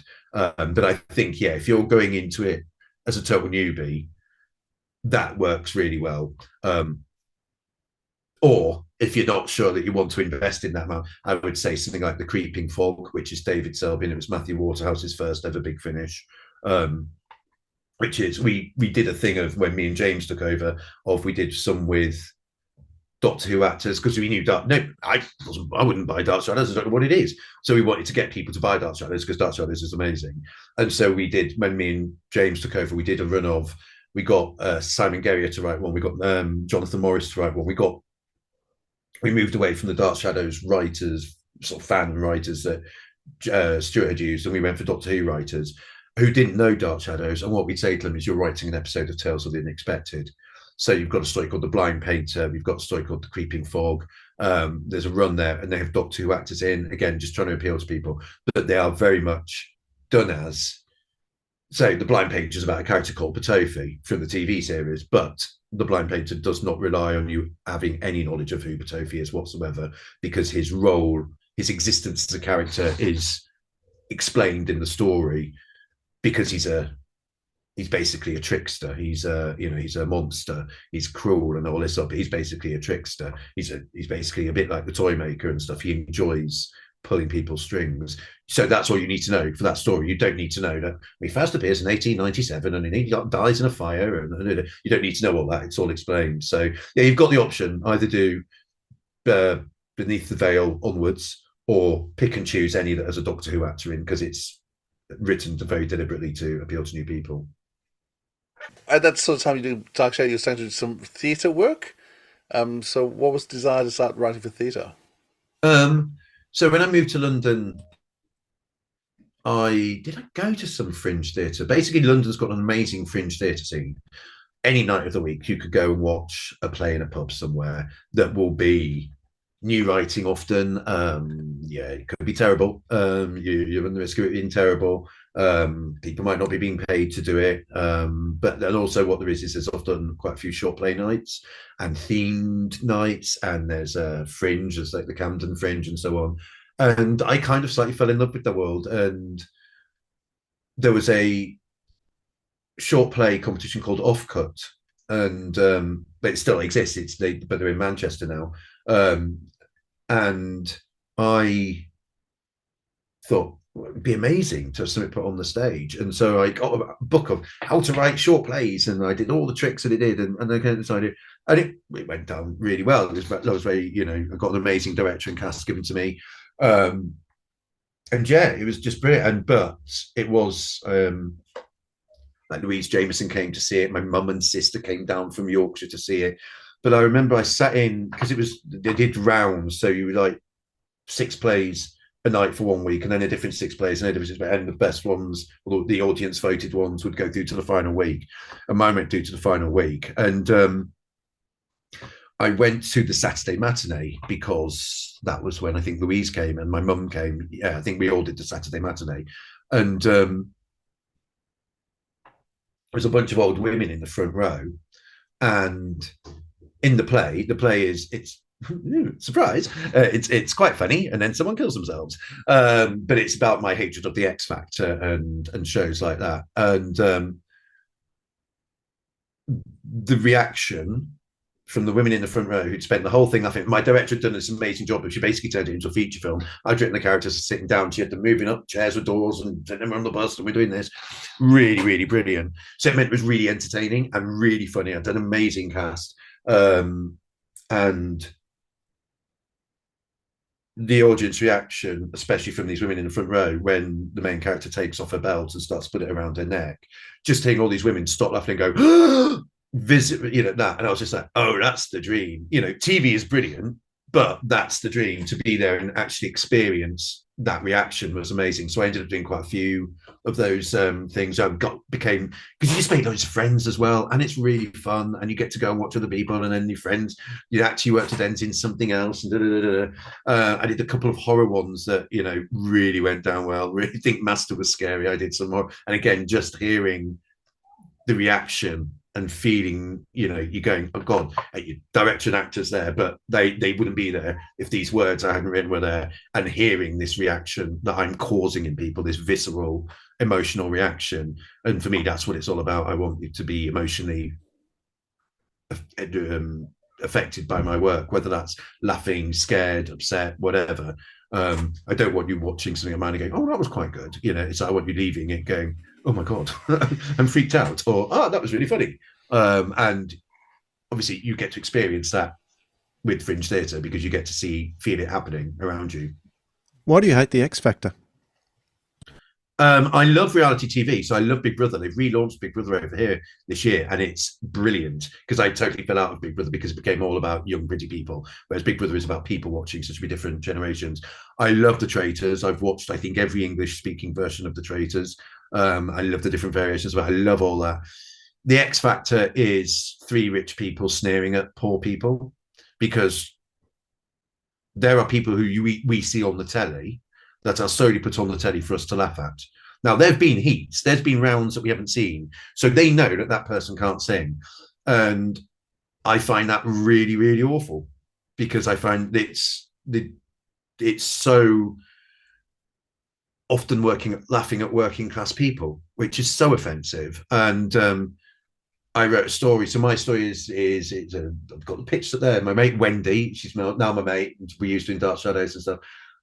She plays a supermarket worker, and she loves karaoke. She's really fun and bubbly and amazing, and she loves karaoke. And everybody loves her. And everybody tells her she's really good at the karaoke. We don't hear her sing. She's taught but then someone sees her in a shopping centre, or they see in a shopping centre they've got heats for, I think it's just called The Show in mine. And she goes, and she's told, oh my God, they love me. I'm going to go on the show. And then she goes on the show, and then she sings for us, the audience, for the first time. And she's terrible. She can't hit a note. And it's a really clever performance that Wendy did in the play because it can't be jokingly terrible. It has to be someone who is trying, but just can't hit the notes. And what's great is every night when I watched it, the audience the theatre audience would laugh and then start to feel uncomfortable. And then the three judges these three actors who've played all these lovely, glorious characters and now playing these three judges, rip her to shreds. And so she decides, well, if I kill myself, it destroys your show. So I get my revenge. There's all sorts of stuff going on. But yeah, it comes from that. I hate that it's laughing at poor people. And they are poor. They're always poor people. It's always working class. And it's rich people laughing at working class people. And it's not about finding a good singer, because you could have told that person privately before putting them on telly, you're actually not very good. You're a great person. Well done. Enjoy your life, but you're not very good. Nothing says a Joe Lidster script more than I'm going to kill myself to get my revenge on you. I'm perfectly well. Just on The Traitors, I've seen a few different series of The Traitors too, but I think Alan Cumming should be the butler in every single one of them, not just the American one. There is that, but then I fall in love with all the hosts. Did you? I love all of them. Claudia Winkleman's astonishing over here. All great in different ways. The Aussie bloke's quite hot, so that's nice. He was in a show called Doctor Doctor. I can't remember his name off the top of my head, but if you ever see that anywhere, that's a great show. He stars in that. I should look out for it. So, what is it about you, your upbringing, whatever, that makes you want to make people afraid? Because even your Sarah Jane Smith adventures are fairly terrifying. What is It's it not about fear making that them attracts afraid. you? It's not just about making them afraid. It's about creating an emotional reaction. Ghost Watch terrified me, but it's so impressive how it's written and made. Seeing things like Saffron Steel and going, I'm not watching Saffron Steel and going, oh, isn't he clever? I'm watching it going, this is terrifying. This is brutal. I'm upset. I'm scared, and for me, that's what it's about. And I think it maybe does come from, again, my love of soaps and stuff, and Doctor Who, my love of soaps and Doctor Who, where you're watching it to feel emotion. You're not watching it to analyze story structure or to go, oh, that was clever. You're watching it to feel emotion. And I think that's where it comes from me. But certainly with the Sarah Jane Adventures, I was like, yeah, because I love Doctor Who scaring me. So I want to scare a generation of kids. Which I did, because they are now adults and they come and tell me. So have you ever done love stories then for emotion, or you just... Yeah, I have done. I love love stories. I think there was a thing of maybe when I was younger, a younger writer, I tended not to do love stories, partly because gay, Section 28, I wasn't out. I had no real interest in male, female love stories. You weren't writing gay love stories at any point at that point for Big Finish. So I tended to write a lot more about siblings and best friends, which is a love I love. I love the love between two friends. So I've written a lot of, I think, strong friendships. But as for, have I written any romantic stuff? I must have done. There must be in there somewhere. There'll be romance in there somewhere. But yeah, I don't think I've ever set out to write an absolute love story. Because do. So after a big absence from Big Finish, you came back this year. That connection with Sarah Jane Smith brought you back. Yeah. And did the Return to Bannerman Road first story? What was it that brought you back? Sarah Jane Adventures. It was the happiest time of my life. There was no way I would have taken no for an answer. I basically, a bit like when they first got Torchwood. I love Torchwood, so I went to them and said, I really, really, really want to write a Torchwood. Because it's not like I don't want to write Big Finish anymore. It's that I don't think I can write any more Doctor Who for Big Finish, unless it was a special occasion, like I did the Jackie's short trips. I think I'd really struggle to write a 4-episode Doctor Who. I don't think I'd be very good at it. And I like to do lots of different things. We talk about the Fringe Theatre, and I'm writing an audio drama, and I'm writing a book at the moment. I'm doing all these different things. But when they got Tortured, I was like, I adore Tortured. I will do anything. Let me write one. And when they got this, I went to them and said, look, I adore. They said, please, please, please let me write it. And I cared so much. It was like, they've got to be in character.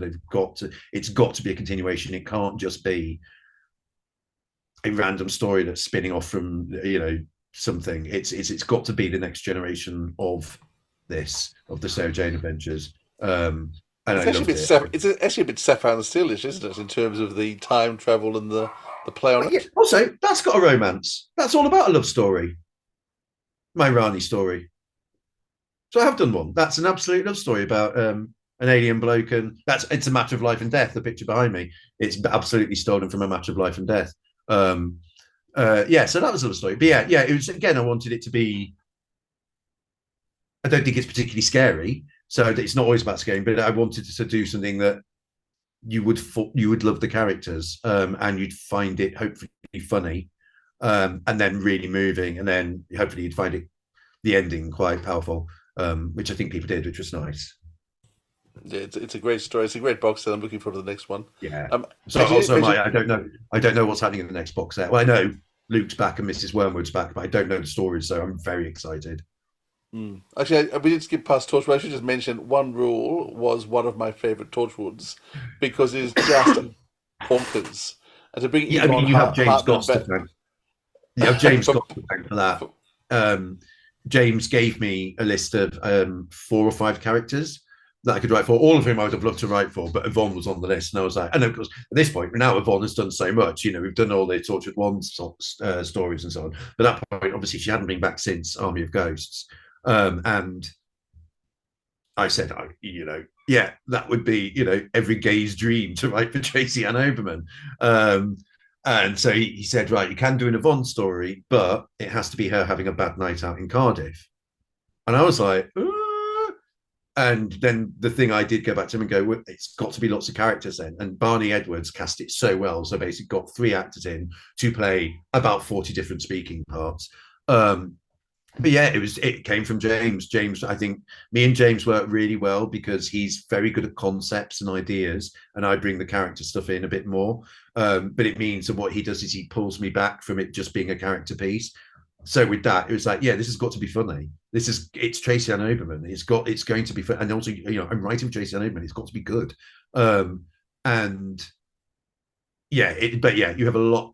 There's a lot to thank James Goss for that, because he really pushed it to be. He said, I want the hotel burning down. And I was like, why? He said, find a way to put it in. I want the hotel burning down. It'll be funny because I want her running around in a manky dressing gown or something. I was like, it's audio, James. No one can tell. But because he kept pushing it, it meant, right, I've got to have a masseur, which means actually that's quite funny. I can have a little comedy line there. And so because James pushed for that sort of stuff, it meant I was constantly upping the ante to make it as farcical as possible. Because actually, one thing I do tend to find in my writing is I realized quite early on, I think it was a note from Russell, was when, as with kids TV, you always get the note of, right, you need to lose a page and a half.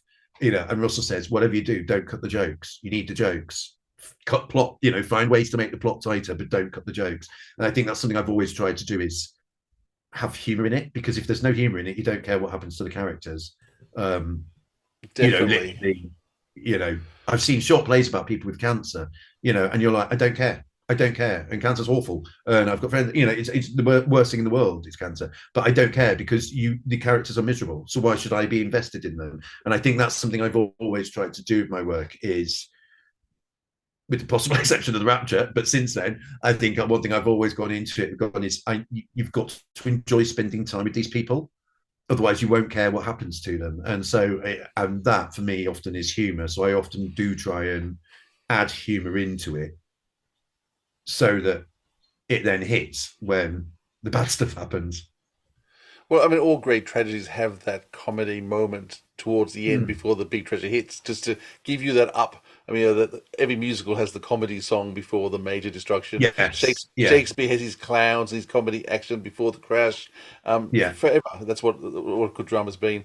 Because you may say that Torture is audio, but I have the strongest picture in my head of Tracy Ann Oberman at the end. It just totally disheveled, covered in sick and blood and torn. And absolutely, I have a visual image of it in my head clearly. Yeah. At the end of the episode. No, it's quite fun. It's I do find that interesting with audio, is that sometimes I am writing a theatre play. Sometimes I'm writing something that I think I don't need to picture this. It's theatre. It contained whatever. Sometimes I'm writing something like that, Tortured or Beyond Bannerman Road, where I'm like, this is visual. This is a visual film or TV thing that we're only seeing, we're only hearing, but hopefully you're picturing. So I do find that is something I do think about when I'm writing, is whether I'm writing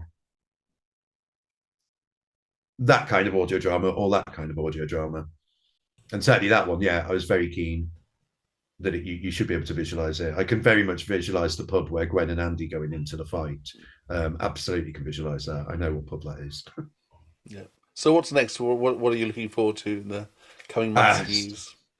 TV's been very quiet this year. Sadly, children's TV was hit a lot by COVID.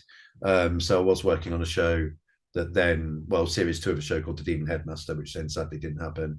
And then I spent all of last year working on a show that I think is happening, but budgets have been cut. So they're having to lose a couple of episodes. So fingers crossed, I might get 1 episode in, because I'd written 2. But I've done no TV this year, but what I have been doing is audio work. I've signed up to write a 20,000 book novel based on a series, which is interesting because I don't really like writing prose, but I was like, yeah, I'll give it a bash. And the big thing this year has been I'm writing a full-length play, which I'm getting messages for now, because it was due on Monday. And it's absolutely a very serious topic, but it's very, very funny, and then death. But yeah, I got commissioned. It's paid work, so it's paid to write a theatre play, so I'm doing the dream job. A friend of mine who I worked with years ago on the Fringe Theatre stuff, she's now a producer at a theatre, and she's decided she wanted to produce an independent play away from the theatre. So I've got a dramaturg, but she got Arts Council funding. So it's paid work, but it also means it's structured. It means it's going to happen. So that's lovely. A short film I wrote years ago has just been filmed in Cardiff. A guy called Andrew Creek tweeted he was looking for a sci-fi script, and I sort of went back to him and just went, I wrote this film for somebody a few years ago and it never got made, or it sort of got half made. You can have that if you want. Do what you like with it. So he's just finished filming that, so that's fun. Look forward to seeing that. You'll see that on my Twitter, and that I've retweeted a few things. I'm writing an original audio thing for a series, for an original. I'm writing an episode of an original audio drama series, which is fun. And yeah, I'm trying to write 2 spec scripts. I'm writing a kids' TV idea that I've had, where I want to write something bleak, because all kids' TV often is very colourful these days. You know, Sarah Jane Adventures, Wizards and Aliens, and all that lot. Even Hetty Feather, which was kind of sort of bleak setup, was beautiful. All this stuff. And I thought, I want to write something that's set in a really grey, miserable world, and it's about kids escaping and finding adventure. So I'm doing that, and I'm doing an adult spec script. So yeah, it's just got lots of things going on. Fantastic. Well, listen, I think we've only just scratched the surface of some of your works. There's still a lot more I'd love to talk about in depth with some of the other plays, and maybe as we come up to with Random Awards, I might contact you again and say, let's just talk about one play. But listen, yeah, thank you absolutely. So much. Thank you so much for your time. It has been an absolute pleasure, and cured some of my FOMO, so thank you. Oh, brilliant. No worries. Thank you. It's been fun.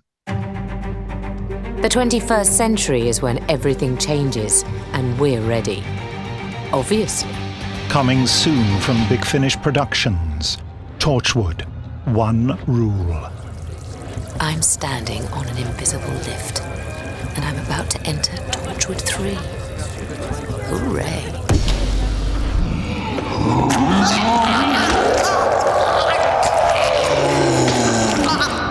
You must be Torchwood, then.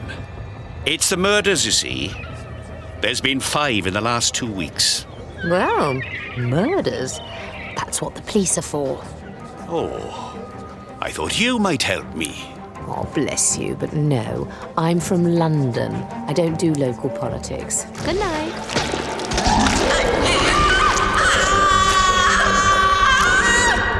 I run a top-secret organisation that protects all of Great Britain from invasion. I have tea with the Queen twice a week. I'm trying to keep you alive, and you're behaving like children. In fact, I've had enough of this city. Everyone get out! Big Finish. We love stories. Oh, happy day. All right, always good to chat with Joe Lidster, and it was great for you to have the opportunity to do that for the first time, Philip. I know. Thank you for that. Excellent. All right, that only leaves us to talk about something that we've been listening to, and in my case, something that I'm going to be listening to. But I can't talk about that yet, Philip, because my list there says it's your turn. Oh, well, it's my turn. I better go then. Well, I am going to recommend something that's just come out. I think it might be the first release of Big Finish for the year. And I was pretty excited about this. It's the Sontarans versus the Routons set, which are coming out one a month, which is an interesting way of doing it. I would have thought it would have been a box set, but they've decided to put out one a month, which is a good way to do it sometimes, except my memory's bad, but we'll see how we go. The first one has come out, written by Lizzie Hopley, who we mentioned before. It's the Eighth Doctor and Charlie and Karis. I think we spoke to Conrad Westmus recently, and we spoke to India Fisher recently. I think India mentioned it because it had been released. We couldn't talk about it with Conrad, though we were aware it was coming. So it's it has been better than I expected. Those three together, Paul McGann, India Fisher, Conrad Westmus, are just amazing together. It's a really fun story. It has. I don't give any spoilers away. I won't give any spoilers away. It wasn't what I expected it to be, and what was going on wasn't what I expected. Lizzie Hopley has really surprised me in terms of how she's portrayed the Sontarans and the Routons. I think I'm trying to think what it's called. It's the Battle of Giants Causeway. So it's set in the past, in Ireland. I think it's Ireland, but it's not what you expect, because I guess this is a spoiler. The Sontarans think that they're Roman soldiers. I guess that's not you've discovered that in the first scene, so I think it's pretty obvious. So they're Centurions, I think Charlie keeps calling them. Rather centurions, they're Centurions. Beautifully written, some lovely character moments. Cariz gets the whole who he is and why he metamorphizes is important to the story. So the whole Lizzie's really thought about the character and the traits of the character, and it's a really worthwhile script for Conrad. Which is, I think, when we spoke to him, I think he was a bit disappointed by some of the stuff that he'd had. He won't be disappointed by this at all, because it's a doozy, really worth listening to. So you haven't heard it yet, Dwayne? I haven't as yet, no. Okay, it's a lovely start to what I think is going to be a great little series of Sontarans versus Rutans. What about you? Excellent. What have you been listening to, Dwayne, on holidays? I'm excited about something that I just queued up on my phone, which I'm going to listen to. It's the latest BBC audio release featuring the Third Doctor, read by Katie Manning. It's called Escape the Daleks. So it's written by Steve Cole, and it's supposed to be some kind of thriller. Because of our recent experience with Katie Manning, I'm really looking forward to hearing the energy that she puts into that. She certainly has lots and lots of energy. I don't know where she gets it from. And I don't know how she sees the scripts, because she's blind as a bat. So she must have a huge magnifying glass on script days, on recording days. So I'm really looking forward to that. It's I think it's the first release from BBC Audio for the year too. So looking forward to that. Escape the Daleks. Yeah, I'm amused by you talk about not our meeting with Katie, but our experience with Katie Manning. Interesting choice of language there. Okay. Well, yeah, it was an experience, that's for sure. I was amused. She mentioned on Twitter too that apparently she's going to be doing some more stuff with us when she comes back this year. She announced that on Twitter. So apparently, everyone, this is just so you all know, we'll be taking Katie Manning to some other places this year when she comes out, as she's announced on Twitter. No, she's wonderful. She is. All right. Can't wait to do it. All right, that is it for the episode this time. It's been great to have Joe Lidster on once again, and Philip, it's been great for you to have your company too. It's been lovely to see you too, Dwayne. It's been too long with the little break we had over New Year. Yeah, it has been a while, hasn't it? All right, until next time, we'll catch you later. Bye, everyone. This has been the Sirens of Audio episode 185, Soapy Death, with our guest Joe Lidster and your hosts Philip Edney and Dwayne Bunny. Theme music by Joe Kramer. More about us and tickets to Wendy Padbury live in Sydney and Melbourne in February 2024 from sirensofaudio.com. Comment below to give us your feedback, or contact us via email at sirensofaudio@gmail.com or via any one of our socials @Audio Sirens. Thanks for listening, audiophiles. We'll hear you next time.